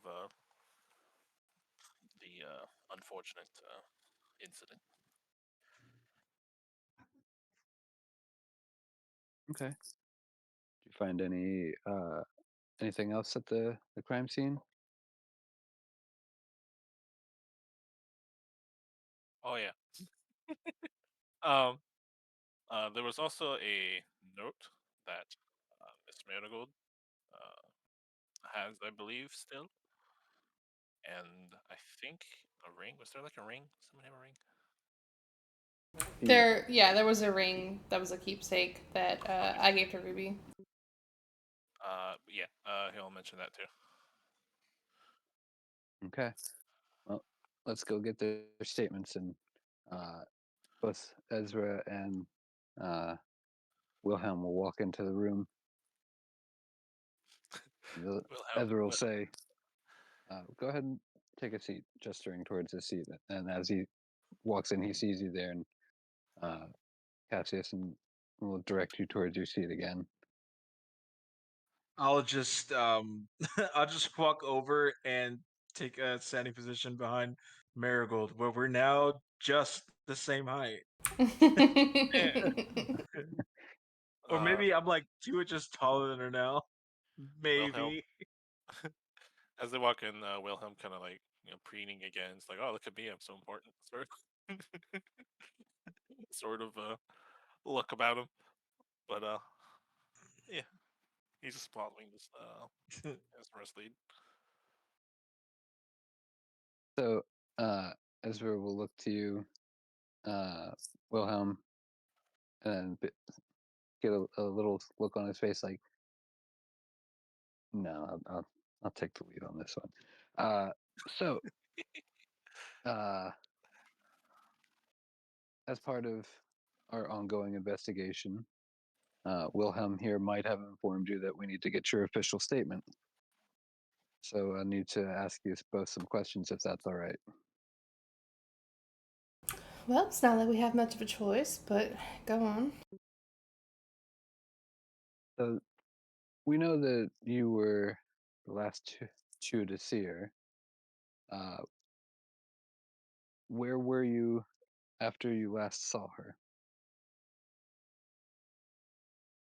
Well, I helped around the establishment a little bit more, served some drinks at the bar, talked to some patrons. There were at least a couple dozen patrons in there at that point.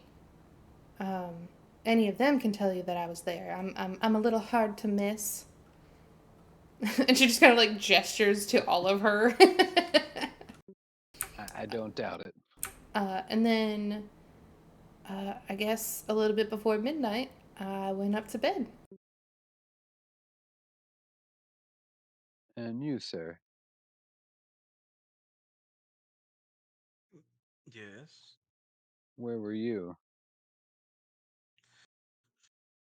Well, after that was done, uh, quieting a nuisance, I went home. I was spending my evening at Miss Senorita Marigold's establishment. Some fellows got rowdy. I got them out of there, and after a few more drinks, decided to head home. That's when the And ghost comes in. can you? Well, we'll get to the ghost. Can anyone verify you were at home last night? Uh, he like thinks for a second. No, these two could verify that I exited my apartment this morning. They were all just kind of there. Do you have So But like I forgot the word for it. Um,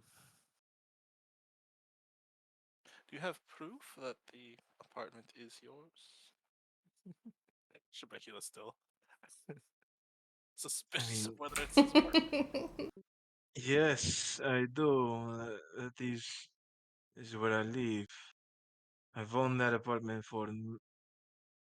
I've been renting it for give or take 7 or 8 months. Shebekula just nods and wonders where happened to that constable he sent to get paper to get background on him.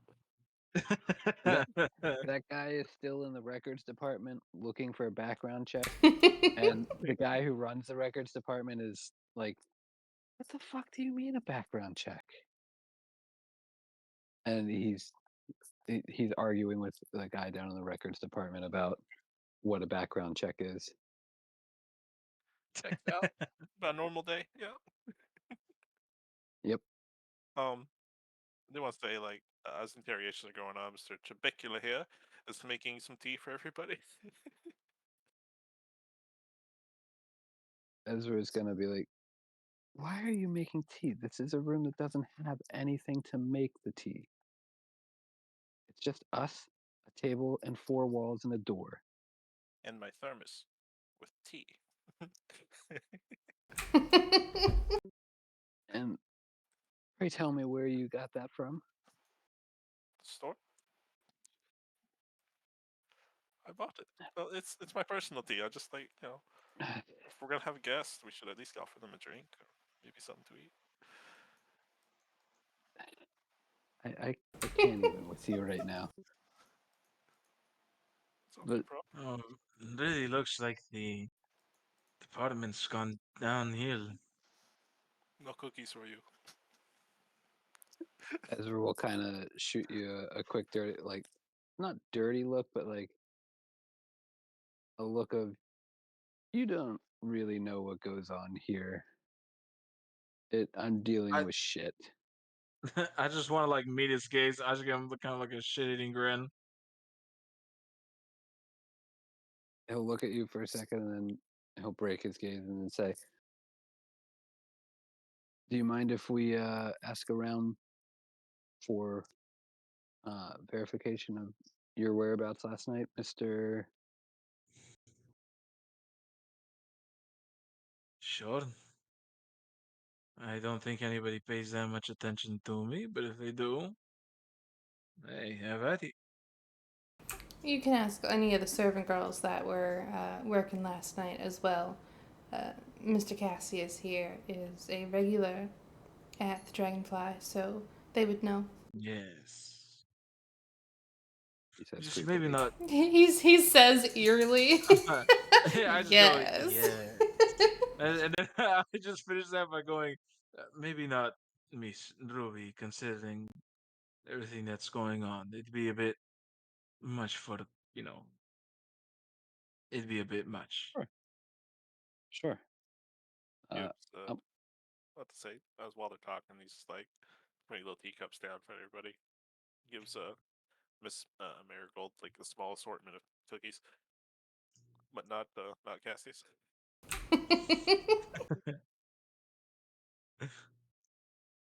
Cassie just doesn't even pay attention, pretends to not pay attention. at this point, Ezra's going to ask, "Is there anything else you would like to tell us about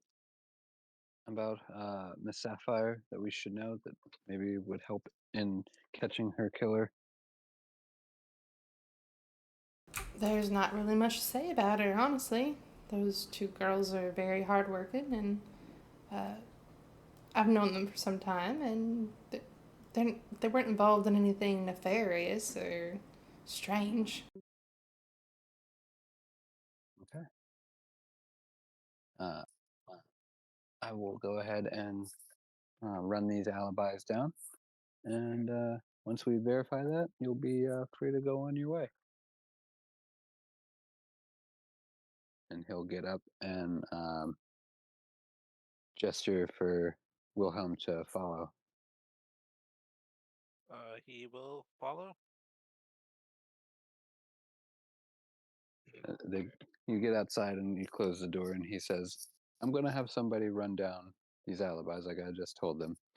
Uh, but if you think of anything, go ahead and, and use the department's resources to um, get what you need. If in the meantime, we'll be back in a little bit." And he'll walk off. What are Cassius and Marigold doing in the meantime? Marigold is definitely not drinking this tea and not eating these cookies. Cassius 100% is drinking the tea and eating the cookies. Yeah, Marigold immediately like slides the plate over without looking to Cassius. She's just like, I you go and I you take might want to my dunk those in the tea because they look a little bit dry. I take a bite and just My travel cookies. Don't insult them. he like he like he like takes a bite and he's like, "Hmm, I don't think it's poisoned. It's not very good. It's Roll okay. a Constitution check. Just kidding. Will do. Just Hell yeah, kidding. I'm down. I take sip of the tea, and I'm just like, huh, it's okay. It's kind of cold. Hmm. I like shaking. I'm like, I'm gonna keep this thermos. Oh no, he, and he kept the I, thermos. He kept the thermos. oh, He okay. poured it from the thermos into cups, and just like Oh, okay, okay, okay. I'm he's not just gonna like, give you his I want. thermos. Like what? Oh. I think I'm going to. I'm good. I think I'm going to try and take that thermos. I heard that. Cassius, don't get yourself in any more trouble. That little Wilhelm. I don't know why he thinks I did it. He's suspicious of me. You're shady. I mean, you did say that you saw Sapphire's ghost, and usually ghosts only come back to haunt people that did them wrong. So, Is that how that works? I mean, that's what I hear. I don't know. I didn't think they were real until this morning, until like an hour ago. I didn't. I mean, it's crazy to think, things that are there's so much magic, but I don't know. I just never thought ghosts were real. I mean, it's a nice thought and all. I haven't seen Jeffrey's ghost, but, uh, sometimes I think about it. Yeah, I don't know if that's a ghost one would want to see either. It'd be a bit difficult, but maybe does he come to you in your dreams? Like, oh my god, maybe, maybe if like there's dreams that are like really like you're like, oh, it felt really real. Maybe in a way they kind of were, you just don't remember because it's like a ghost world or something. She just kind of looks at him. Like, she doesn't respond to that. She doesn't know how to respond to that. He just looks. He's like, okay, that's the craziest thing you've heard. Really? You have such an imagination, bless your heart. I literally am a devil man. How is that out of how is that out of you're 7.5 feet tall.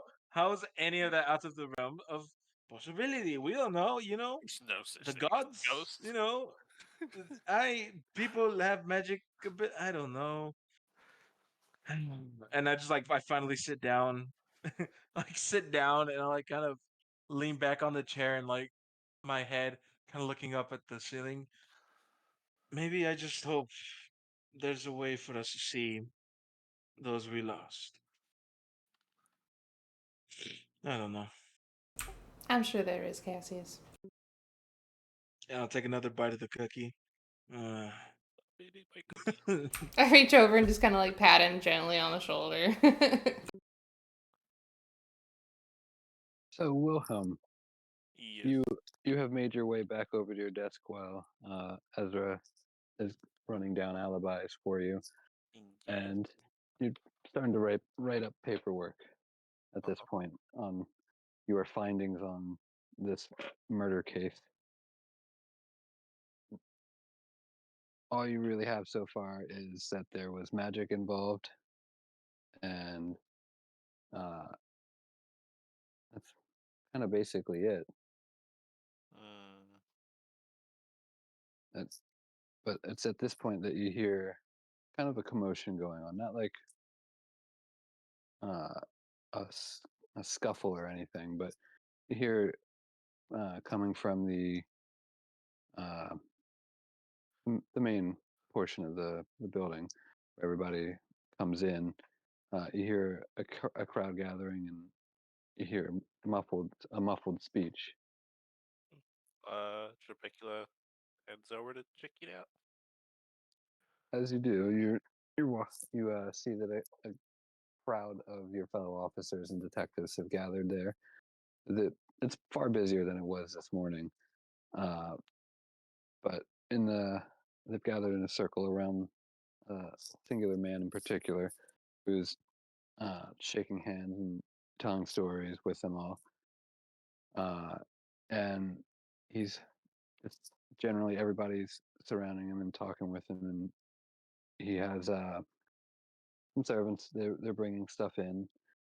Do you get closer? Do I recognize him at all? Go ahead and make a history check. Okay.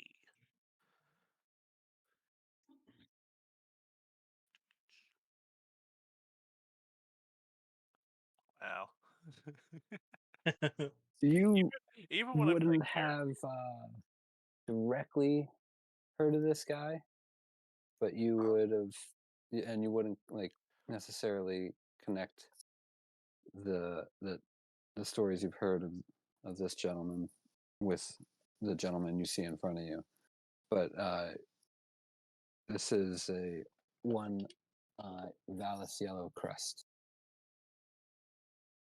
He is a uh, textile owner in the market district, and he hasn't been around for a couple of years, but he is here at the constabulary hobnobbing with everybody.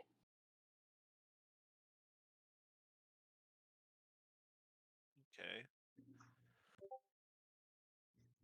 I know his like I don't know, I guess like reputation around the constabulary, like how people view him or think of him. Any like He's reputation? always been he's always been a big supporter of the constabulary. His his business uh, supplies the uniforms for the officers, and he generally comes in and when like someone comes in and the gesture of goodwill, they bring stuff for you, and just kind of like, hey, if you ever need me, type deal. That would be him. He's that guy who comes around and says and brings things to like lighten the mood, bring stuff in for you guys, does stuff for you. But he also, like I said, he supplies the uniforms for your company. But he goes around and he keeps talking to people and, keeps making his way through. And he comes upon you and he says, "Hello there. And who might you be?" For a second, he's slightly hurt that he's not well known, but he gets over that quickly and introduces himself. I am Dr. Trebekula. Not a Medical real doctor. doctor.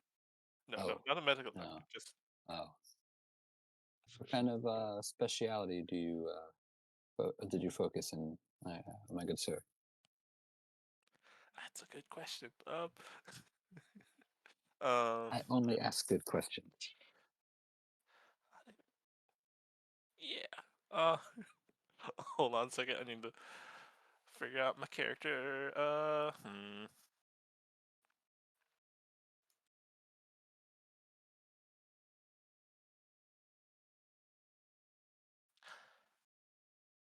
I majored my study in uh, investigations work. I hope to be a full-on detective someday. Ah, a detective.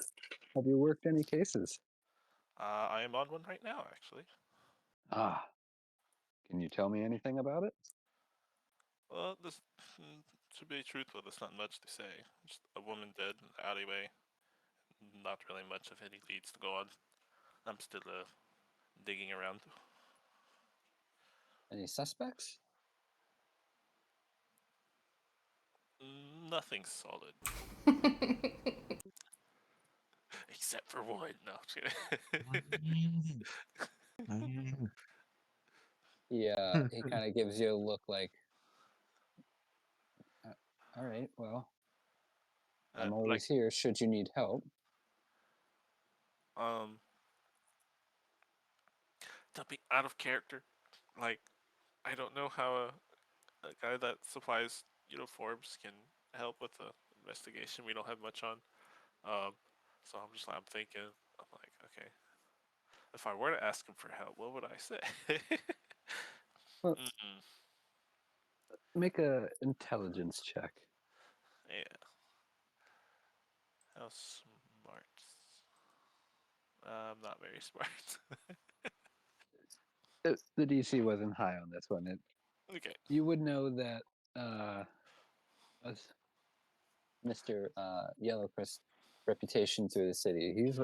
He's a very wealthy man and connected throughout the city.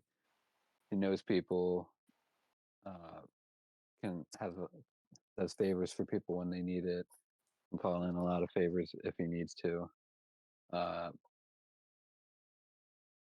but generally, I mean, almost everybody knows who this gentleman is. Okay. Like Bruce Wayne. He will Jamaica will ask, Mr. Yellowcrest. Say about this case that I'm on. Yes. The victim is a woman who goes by Sapphire and who has a sister called Ruby.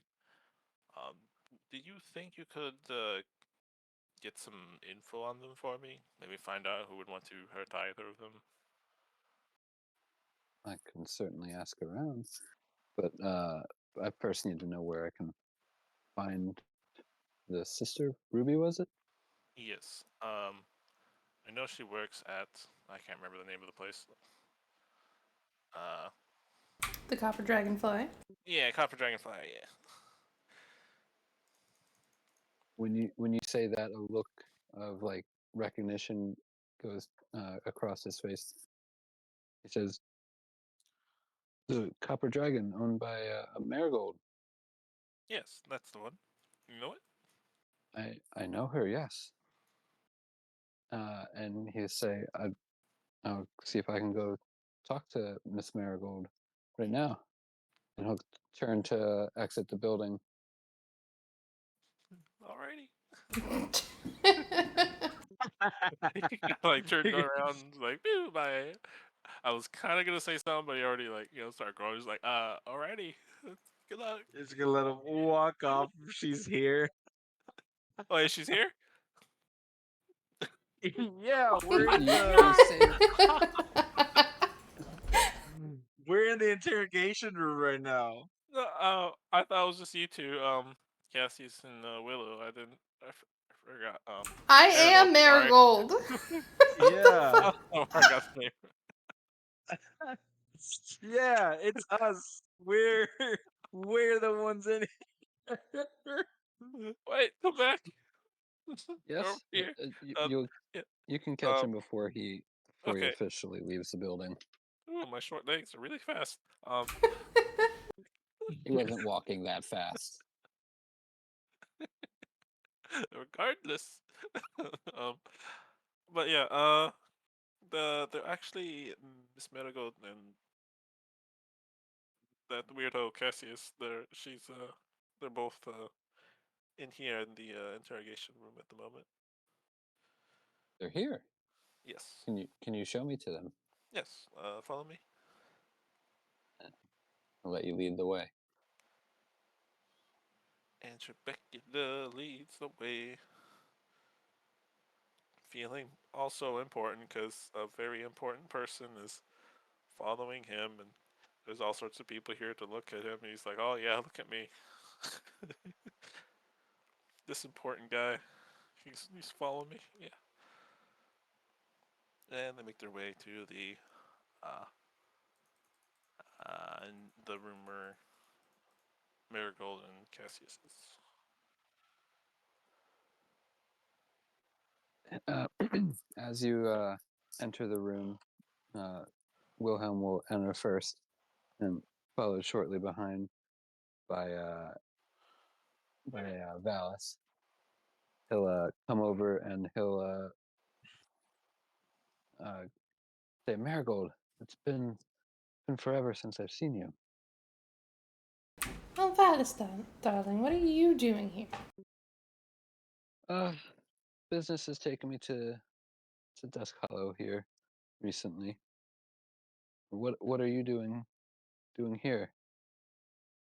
Ugh, being interrogated. Apparently. By this gentleman, and he'll point over to Wilhelm. She just kind of gives him a look. Not really. That's the only thing I have to say. Fix out.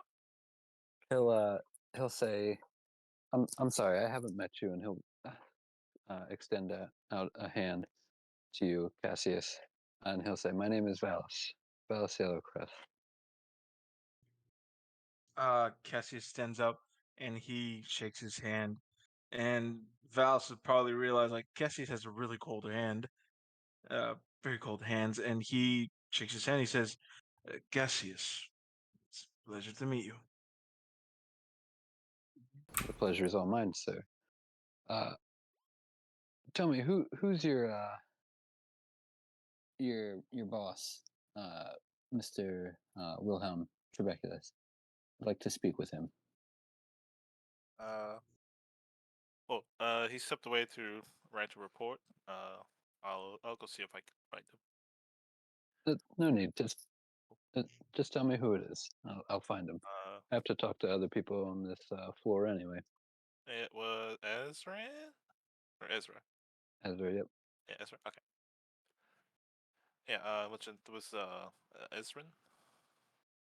He will say, "I very much appreciate this," and he'll turn to you, Marigold, and he'll say, "I'll have you out of here in a jiffy," and he'll exit the Wait, room.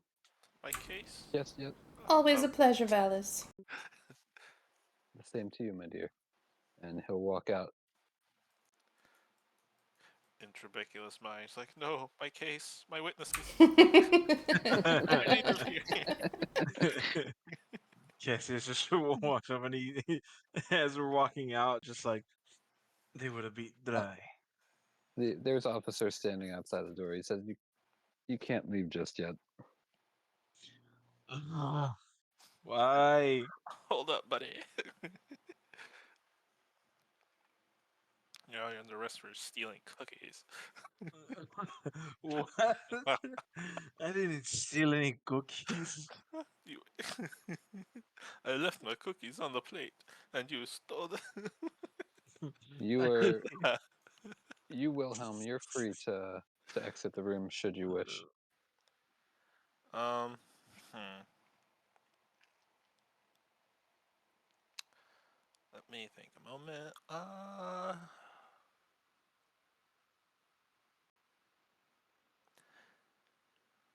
Yeah, he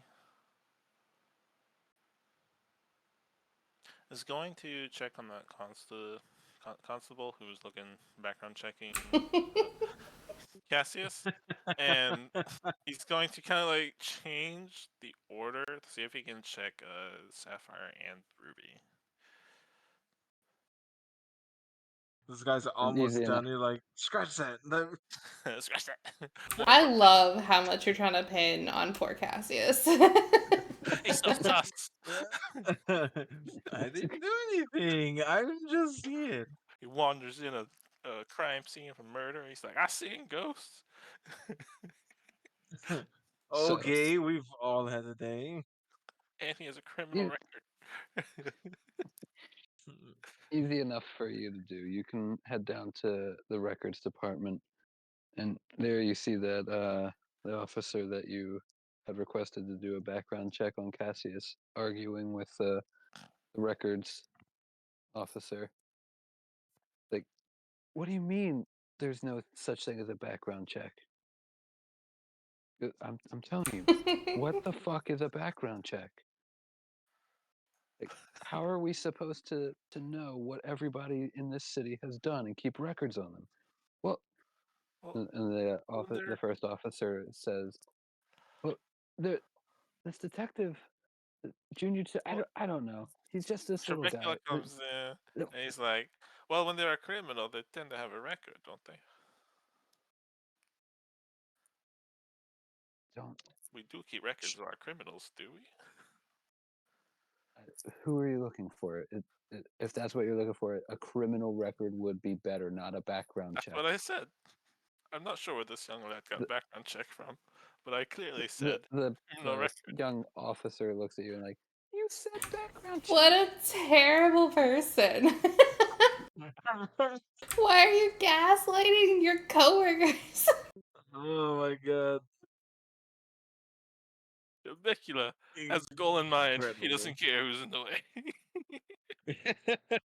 The goal is pinning this on me. He has found his suspect, and he will not let him out of his sight. Until he comes out clean. He's gotta make sure suspect number one, someone with a criminal record. He will give said constable a cookie. I don't actually eat this stuff. I'm on a diet. I've got some weight I want to lose. I'm trying to stay away from these types of things. But thank you anyway. Yeah, I'll Uh, make it up to you later. I'll just we'll talk later. so the records officer will say to you,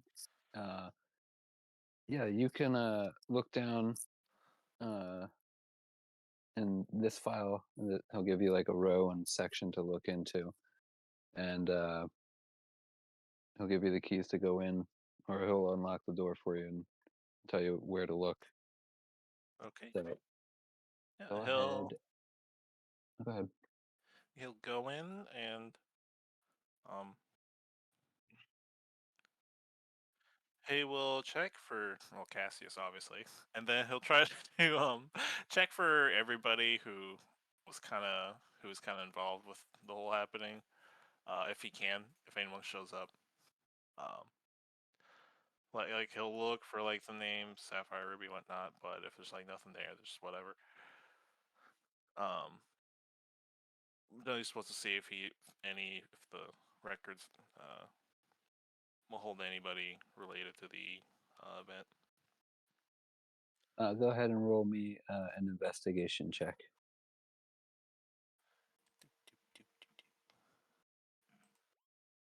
Hey, Oh wow. All right. So in the meantime, I got heartburn. what is Marigold and Cassius doing? Still stuck in the room. Marigold is just kind of like lounging back in the chair. She's got her fan. She's just hanging out until somebody lets her out of the room. Cassius.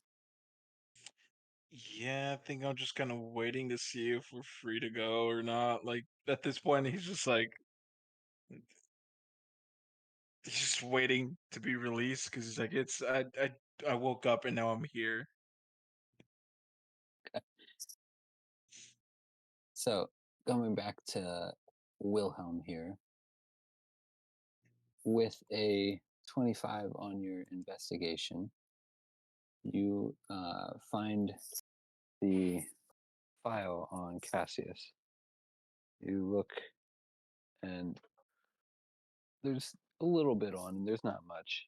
You know that he served in the military, in the militia, and that at one point he got into trouble with the law and was arrested. But you also find that he has had a wife, that Has a life? has a wife or Oh. had a wife.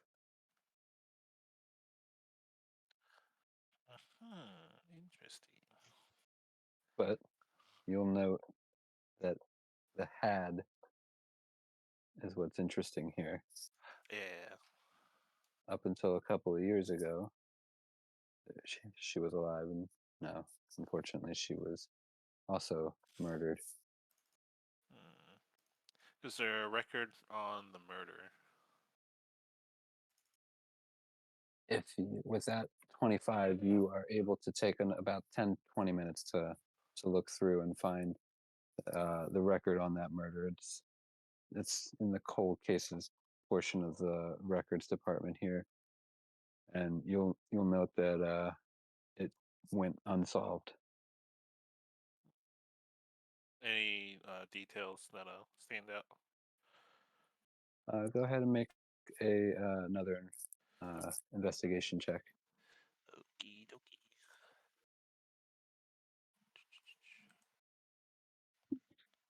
On a 21, you note that she was murdered in the early evening, and that it was uh, she was stabbed multiple times, and that um, there was also runes around the body that the lead investigator found uh, around the body, and that her tongue was missing. Hmm. With that, he'll step out of the records room, ask if the record keeper if he can get a copy of that file of Uh, the cold case. you can certainly pull the file out yourself. Oh, okay. I thought it was like, we gotta keep one in storage here, and we'll just give you a copy. No, Don't lose the original. you just have to sign it out. Okay. But yeah, he will do that. And with a new idea in Mr. Wilhelm's head, he will go to like I think it's the morgue or something, where the body of Sapphire was taken. Hmm. Yeah, want to check if someone's missing their tongue or not. Easy enough. So, gonna ask for another investigation check here. Okie dokie. Rats. It's not that hard. Okay. She is also missing her tongue. Mm. Mm. Mm. The notes on Cassius. Was there any uh, note on why he left the military? That portion wouldn't have been in the records now. Okay. Um, and how long between the time of him leaving the military and the time of his wife's death? Just a couple of years. A couple of years. Okay. Hmm.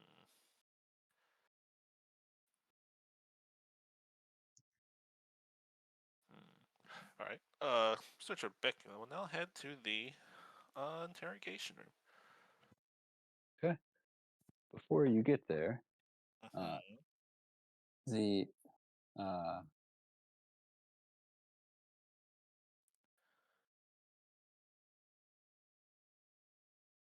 uh, you'll see uh, see you'll hear a knock at the door of Marigold and Cassius,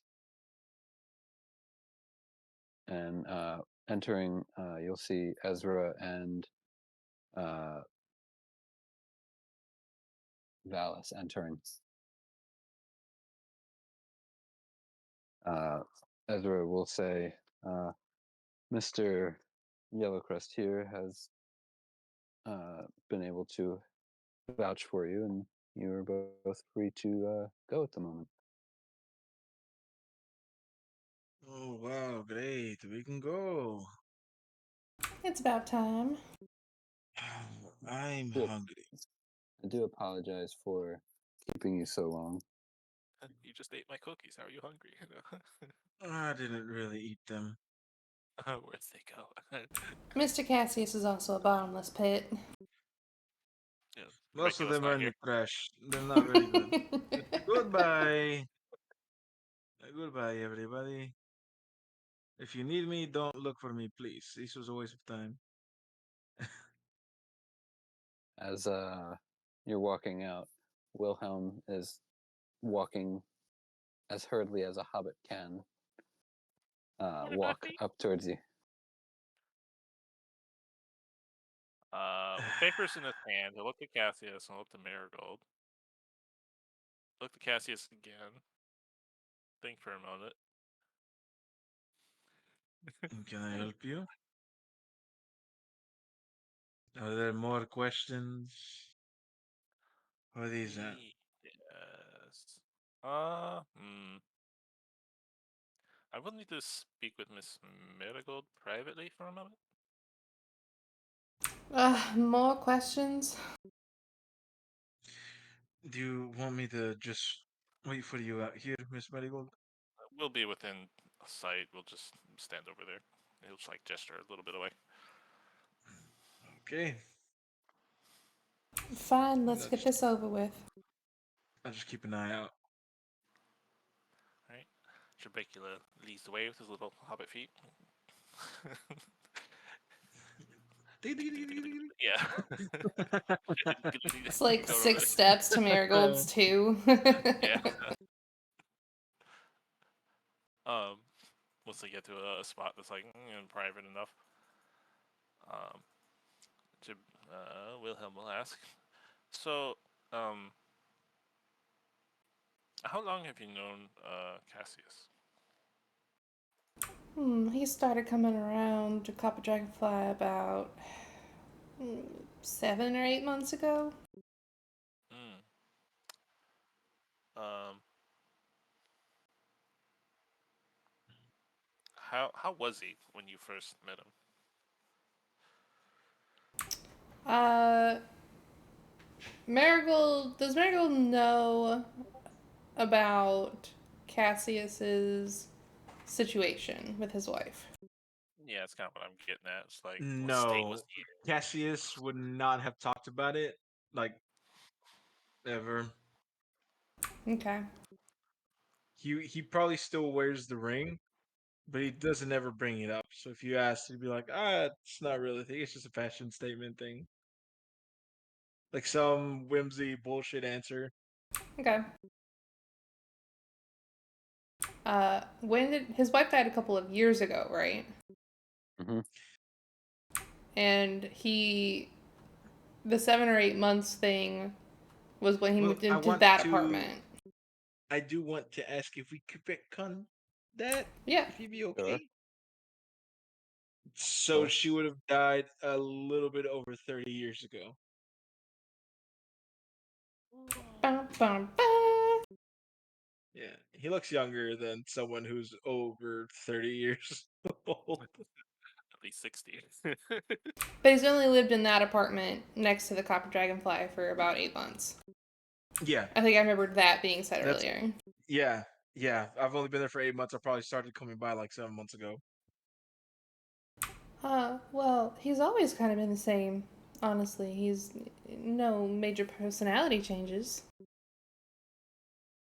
From the files, would Wilhelm know where the place of Cassius's wife's death? It was in the market district. Okay, but it was like in town. Hmm. Okay. Um, Trabecula or Wilhelm will ask Marigold. So has he ever talked to you anything about his personal life at all? Not particularly, no. Well, you being a friend of his, I feel might be easier to share with you, or maybe you'll be easier for you to speak with him. Uh, at one point he had a wife, several years ago. However, she was murdered. The interesting thing, she was murdered in the same way as our Sapphire. Runes, tongue cutting and all. Sapphire's missing her tongue. Yes, I just checked it moments ago, and it matches with the incident with Cassius's wife. So you think the two are connected? Possibly. Maybe someone has it out personally for Cassius. He did say he knew Sapphire fairly well. So, Mr. DM, Yes. does this sound familiar at all to Marigold? Uh, let's see. Make a intelligence check.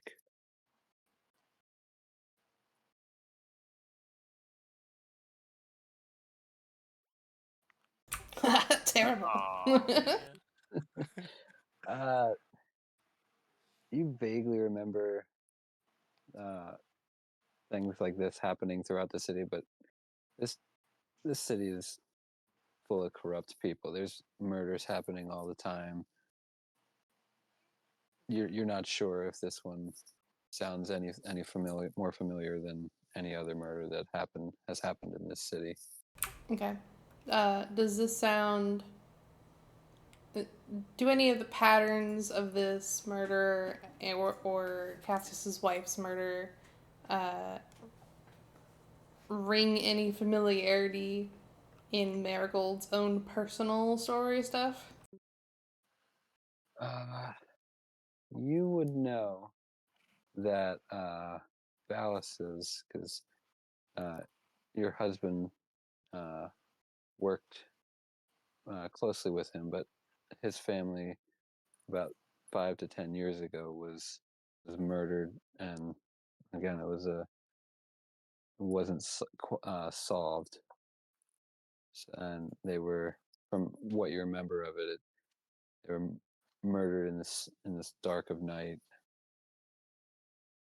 but not to anything more than that was made public. Okay. Well, I certainly did not know anything about his wife. Mm, I can always gently bring it up with him and try to. Well, I want to get more information out of him than he's willing to share. yeah, But of course. if the cases are connected, then it may behoove us to know everything that we can gather. Yes. Which is why they came to you to possibly talk with Cassius, see if there's maybe something common with this incident and his personal one.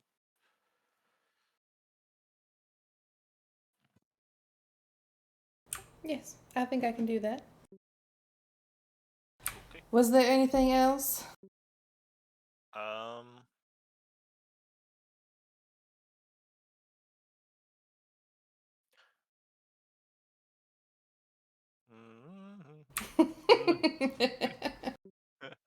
uh, no, not at the moment. Not till I think of something eventually.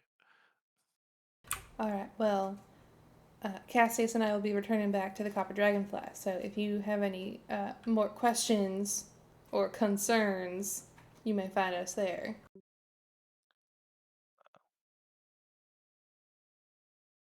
He'll nod at that. And I'll just like turn on my heel and wave a little bit to Cassius, and we will depart. I'll just Um. depart and I just go, your cookies suck as we leave. There went for you. Um. What's it? Wilhelm will head towards the cold cases files to see if he can find any more. Um. Anything else? Any other like murders that matched these two? Okay. Go ahead and roll an investigation check.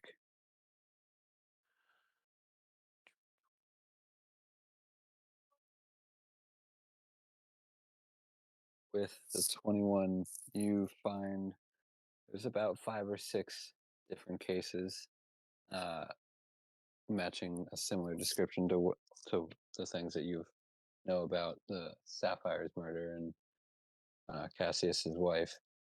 Um, they're spread out throughout the years, but the one that stands out to you the most is Valis Yellowcrest's family's murder. As you pour through, looking at each individual file, you'll notice that there is a list of like the documents that are in here, the evidence collected, and you'll notice that those documents aren't there.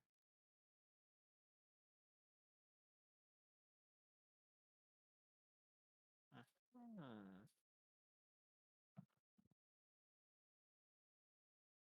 Um, well, I think we can go ahead and like pan over to see if Marigold and Cassius what they're up to. Sure. You guys, Marigold and Cassius, make your way back the uh, to the Copper Dragon. When you get inside, there is a gentleman waiting in the corner, and when you enter, he stands up and walks over to you. Excuse me, is is that you, Cassius? Uh, I will immediately hand.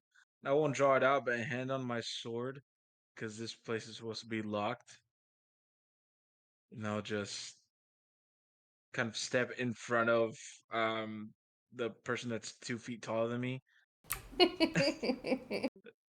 and just say, "Know exactly are you?" It's been a long time, friend, but I'm sure you know me.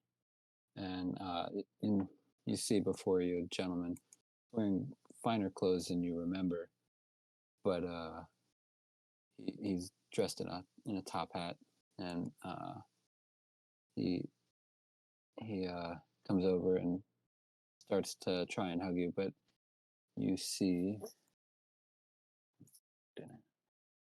uh,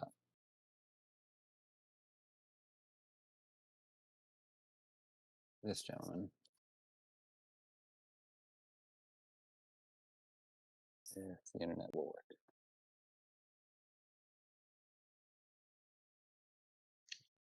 Uh, when he comes up and tries to put a hug on me, I'll with one arm, with one hand on my sword and the other one, free. I'll like push him back, He'll dodge and I'll out of the just, way and he'll say, "Is that any way to treat an old friend?"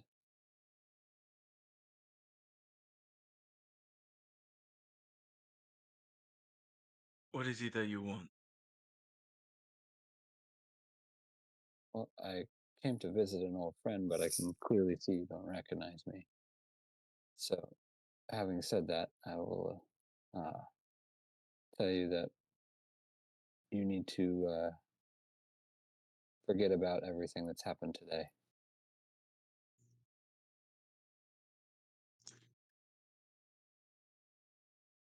You don't want to And get why is involved that? in.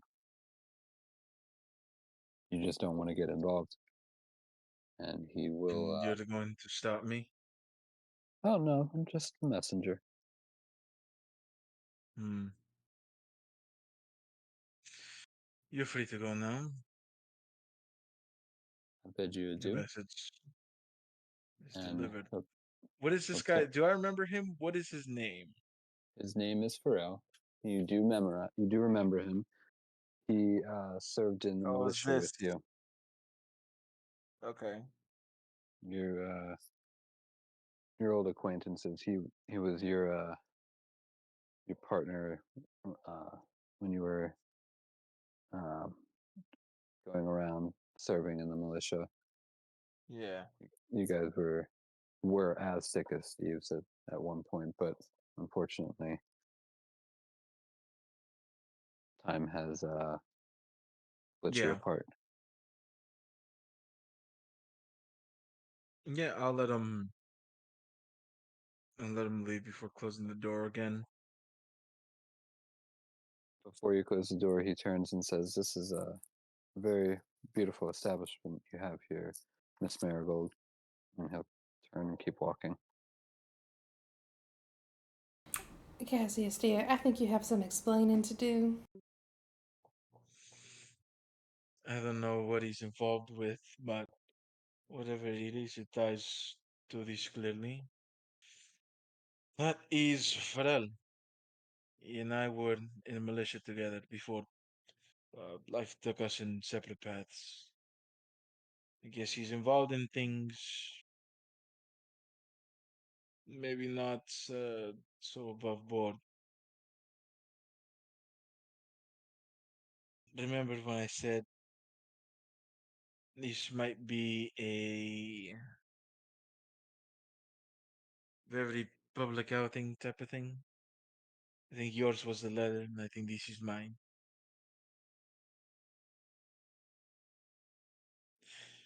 Miss Marigold, it might be best if you close shop for a few days. I think I'm going to have to look into this. I'd rather you and the others not get hurt or involved. Uh, the little one will probably come around investigating or something. You can give him an excuse about me or just tell him I was mysterious and went somewhere else. He'll figure something out. Well, I think it's a little bit late for all of that, Cassius, because uh, Mr. Tubercula uh, had that little conversation with me before we left. And come over here. Let's get a drink. And I lead him over to the bar, and I'll make him just like a really simple, like gin based drink, like a Negroni or something. And just like, we sit across from each other. Now, in all this time that we've known each other, why have you never told me that you had a wife?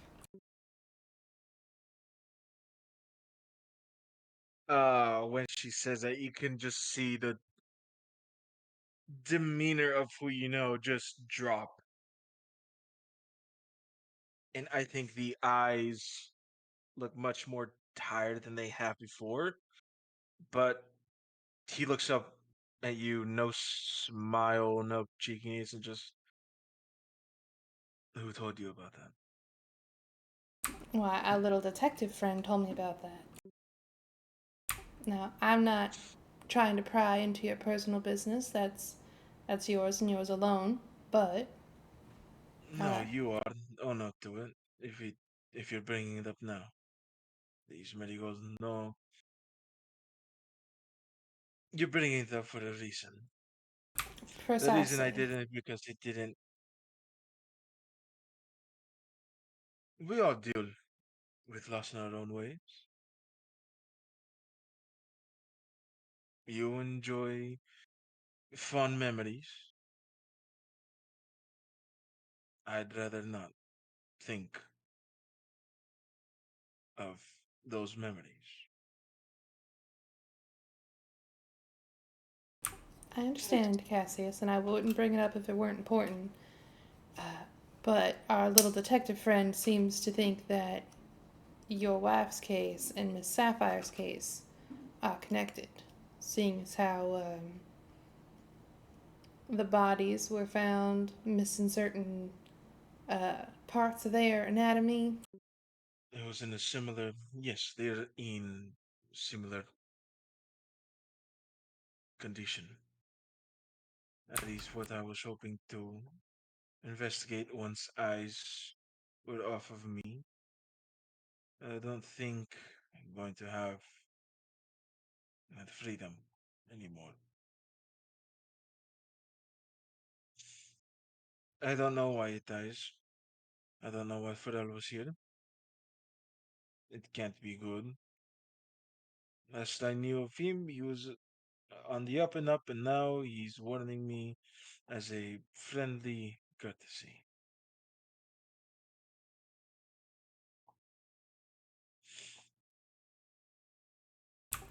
Well, given given that the girls are,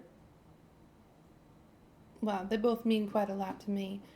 Uh, I will be looking into this business with Sapphire as much as possible. So that means if I can help you tie up any loose ends you might have or any questions you need answered, then of course that extends to that as well.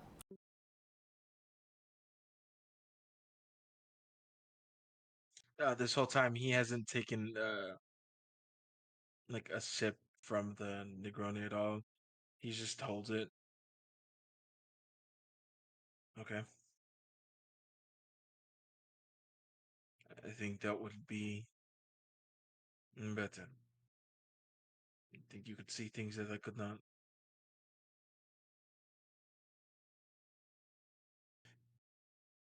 I just don't know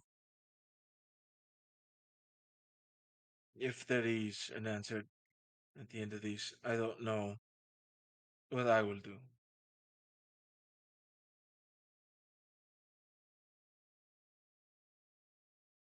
And then Well, he reaches into his shirt and he pulls out a like a necklace with a symbol of a. I think I decided symbol of the.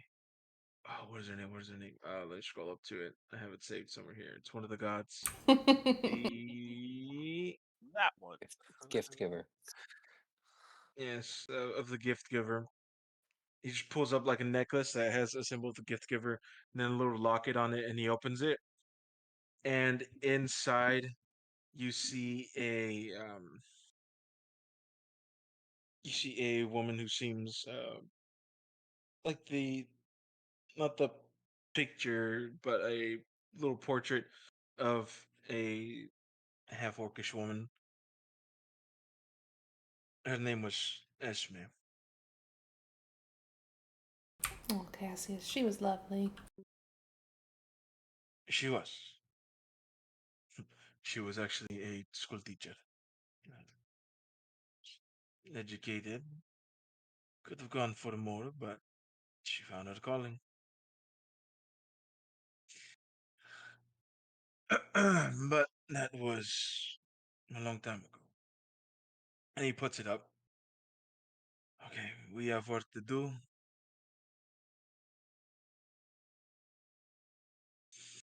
I have to think. I don't know where we start. We have Pharrell. I don't know who he's working for. We know that this was similar with the runes. We need to. Fuck. We're gonna have to go back and pull up any evidence of my wife's passing. Well, we can always get that little detective man to help us too. Yeah. It'll be easier if we have someone who can access that kind of thing more easily Yes, than us. naive. Oh, yeah, Cassius, that is not what I said. it is what I said. In what we're So about me. to do, if if you can find somebody naive enough and make them feel special, you can have them do a lot for you. Yeah, special. He's a bit eccentric, but I think we could pull that.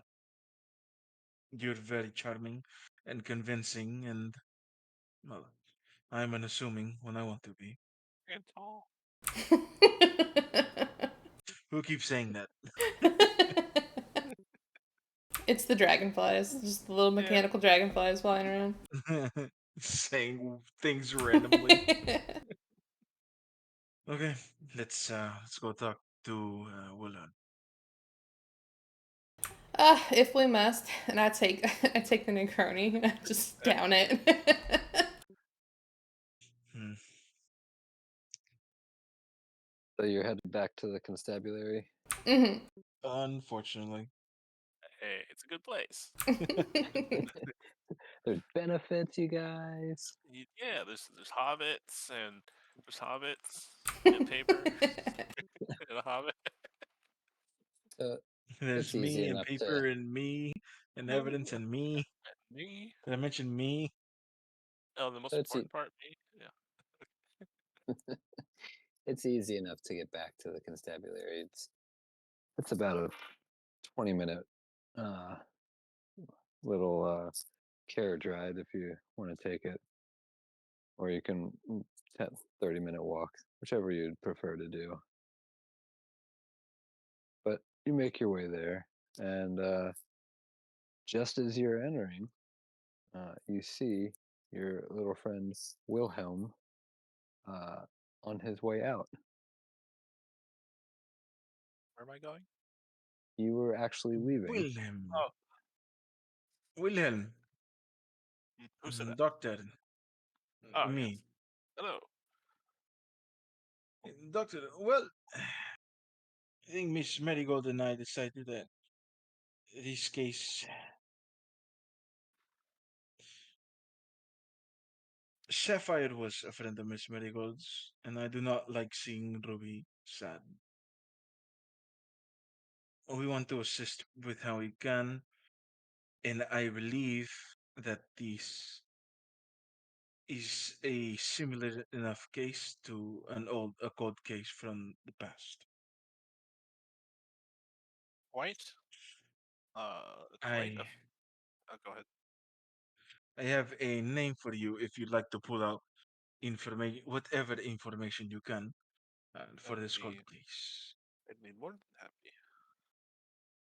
I'll give him a note that says has a name. It'll be Esme um Metzli, and then it'll give you a like a year from the year from 30 years ago, and I give it to him and I say, pull up the records for an incident for this name that happened in this year.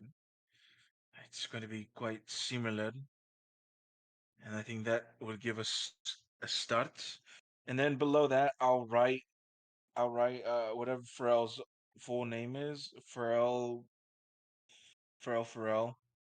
Mm. and then put the years that Pharrell, he served in the militia. Pharrell. That he served. Uh, put the years that he served in the militia with me and like the region we're in, and say, and pull up information if you have any on this individual, Pharrell. He is an old friend of mine from when we served in a militia. He came by to give me a warning of not getting involved. Last I knew, he was on the up and up. He was above the law. I do not know what has changed, nor why it has. I simply just know that it has. Okay, I'll see what I can dig up. Um, we will need to talk, all of us. If we could, if you know, a place private. Uh, Oh, if not, we could do that if you'd like. You can go into uh, there's break rooms here. There's uh, the library. There's a whole bunch of places you could go to talk to or okay. talk if you Um, wanted some privacy. Mr. Wilhelm will lean into Cassius, or as far as he can, because he's small. Uh, and kind of on the down low say to him, preferably not within the constabulary. Somewhere more private. I have my suspicions. We could just get a booth, or you know what? Yeah, I'll This leave it way, up to you. and I'll leave it up to I just want to lead them to a you. kind of a like an alleyway. Well, we're not going yet. He was just letting you, asking you Oh, to okay, like okay, find the place, whatnot, maybe think of a place while he yeah, goes, checks out the stuff that you yeah. gave him. I'll just I'll just let you know that we'll be waiting. But like, we'll be waiting. It's about 2 blocks away. It's just a quiet little alley. I'll be there with Miss Marigold. Okay. So I'll just go, Miss Marigold, Senorita Marigold, please come with me. We're going to be waiting in a sketchy area. It'll be Well, all right fun. then. She doesn't question it. She goes. Yeah, Uh, I'll just go a couple blocks to like kind of a just a sketchy little alleyway where we'll have decent visibility both sides.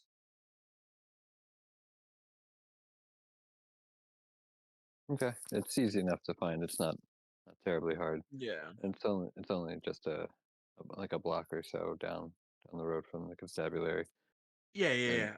Let's see the area that's on to meet us. yep. So what are you doing, Wilhelm? I am looking up the people Cassius listed. Um, Going into the I guess records. Um, Hmm. won't. He'll kind of keep who he's looking into to himself. Um, if he's like asked by like whoever's in charge of the notes whatnot, he'll say like he's gonna look into like Marigold and possibly Ruby, and just to let him get into the records. And while he's in Mhm. there, though, he's gonna look for the two that Gatheus mentioned, whose names I forgot. Yeah, Oh, it's my wife and my friend, my old Yeah. friend. yeah. You actually have the info on his wife already. Okay. If you want to look up his friend, and you said Marigold and Ruby. He'll say Marigold and Ruby just to, well, yeah, might as well. He'll just do them all. He won't say to whoever's in charge of the information stuff. He won't mention Cassius's friend, but he'll mention he's looking for stuff on Marigold and Ruby. But while he's there, he'll on the sly just like take a look see into Cassius's friends' files. Okay. Uh, let's go with another investigation check here. Do, do. Oh man, you kidding me?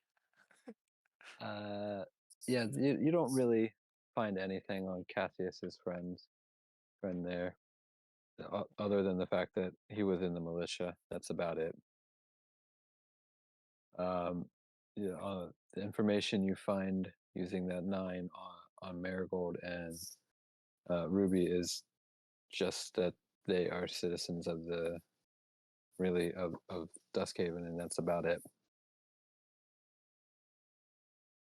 Yeah, heck you, little detective man. Need more info.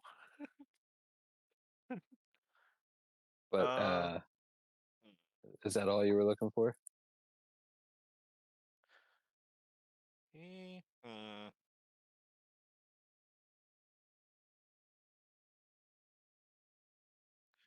The let's look into what's the dude's name? Oh, we already looked into the Yellow Crest file, and the evidence is missing. I'll look back to the cold cases, the one with Cassius's wife and the other 8 that were apparently in the same way, and check the evidence for those. Sure.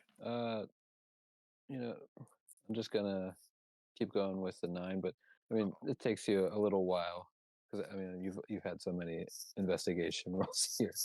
Uh, it takes you a while, but you do find some, and what you do find is they were all murdered in a similar way. Uh-huh. Uh, there was runes around the body, stabbed multiple times, missing the tongue. Uh, but what you also notice is,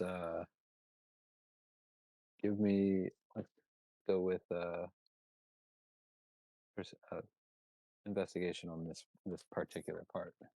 Do, do, do. You do notice with a 15 that, well, most of the case, not specifically Cassius's, but the more recent cases, there is a name that keeps appearing as the lead detective, and it was on Valis's, it was on uh, several of the other ones more recently. Uh, the name for lead detective you get is Kara Berenia. You're gonna need to send that through text.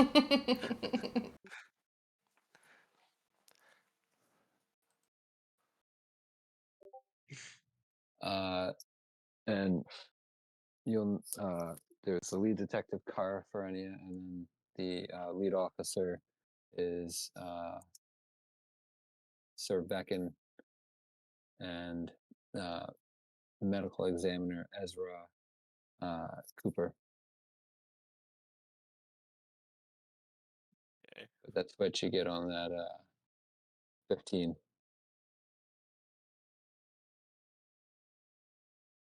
Um, what was the other? Uh, Recently detective Kara Brenny. And what was the second one? Sir Beckon. Sir Beckon.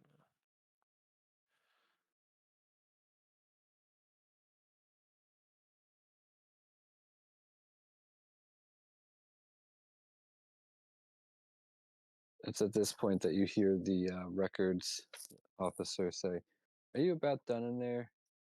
Oh yeah, I'd just really like to about. go to get some lunch here.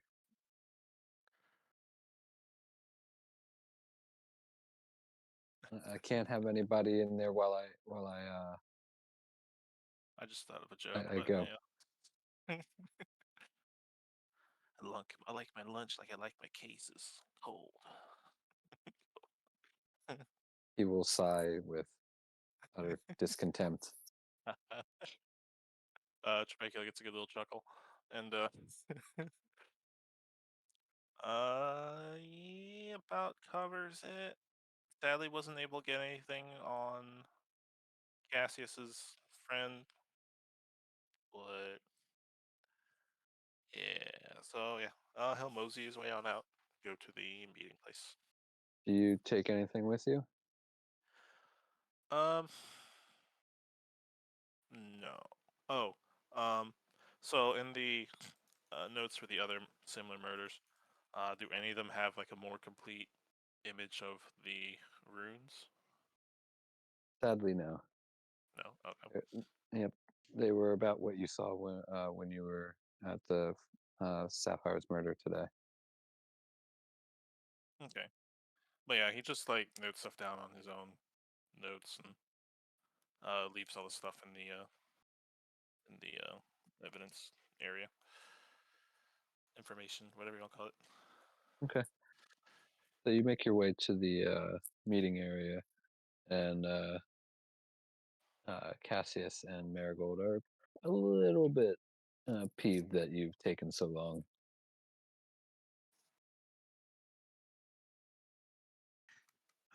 Oh, look, decided to join us. No, I'm just there too now. Yeah. Knock knock. I'm home.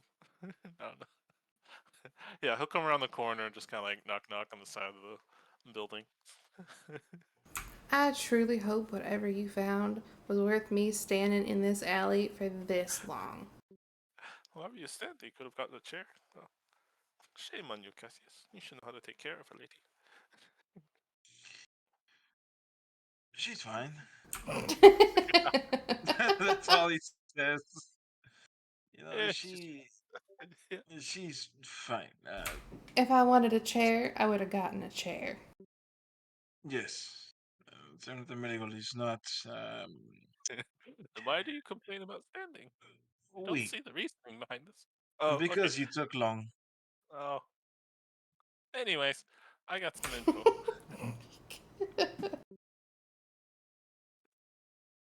So, I wasn't able to get info on your friend, Cassius, other than the Mm, obvious he was military. I might yeah. have to look possibly military files. Maybe. I'm not sure if I have access to that, but we'll see. Um, I did, and then he'll kind of pull up his notes, kind of like share it with them both about the stuff he found out. There were 8 other murders the same way. Yellowcrest was involved in one, but the evidence for his case was missing or stolen or something. The stuff about Cassius's wife, um, who the recent people on the cases were, the lead detective, medical officer, and the other guy, Sir Becken. Basically, he's like relaying all the stuff to him. Uh, Hmm. and then he'll give a little, in case they don't know. Oh, well, actually, they should know. Yeah, they know Yellowcrest. Um, so I mentioned to Willow is like, so I know you, Willow. Dang, why I keep saying Willow? Marigold. There's another D&D character a friend of mine plays. It's like Willow, so I'm just like W and M's close, same thing. Oh yeah, it's Um, like Win and Ema. yeah, Weema, Weema. Yeah, Marigold. Um, what was I saying? Oh yeah. Uh, so I think you know Yellow Crest fairly well. Did you know? Were you um, friends with him at the time of or uh, the murder in his family? Mr. DM, how well do I know Valis Yellowcrest? You would know that his family was murdered. You don't know details of the murder. You just know that they were murdered a few years ago. The And entire. yep, Oh, and that it kind of broke him for a while, and he has been traveling abroad on business. I don't know him personally very well, but I know about what happened to his family. And I know that it took a very deep toll on the man after it happened.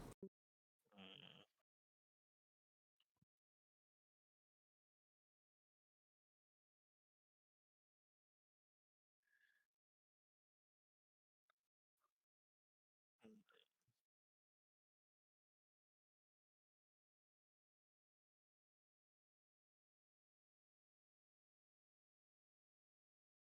mm, We're in a bit of a predicament then.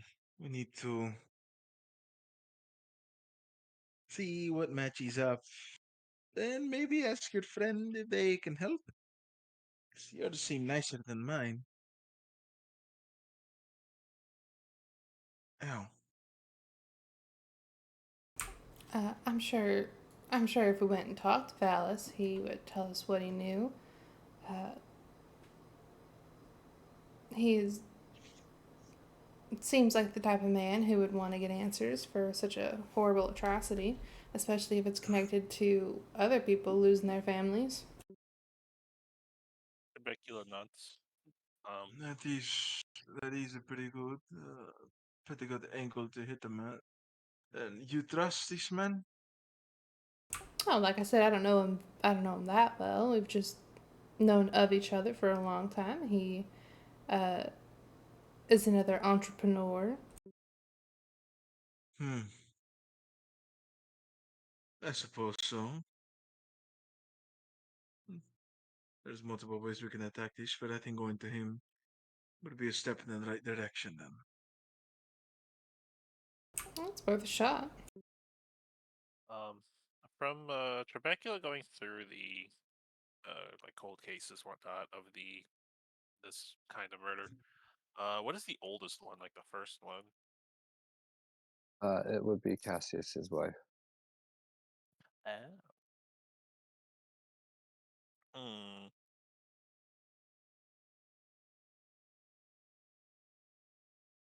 So, is the plan to go talk to Valis? Mm-hmm. I would think so, yeah. Yeah. Okay. All right. So you guys will make your way to Valis, but that's where we'll put a pause in the game here. Okie doke. Mystery, Already. intrigue, murder. Ooh, secrets. As soon as I saw missing evidence in the stuff on my brain, it was like, there's a traitor in the police department. They're all in on it. Wealthy guy has had murders, and his evidence for his crime is missing. He's in on it, and he's in on with the police too. Ah, suspect everybody. He's the Murdered. murderer.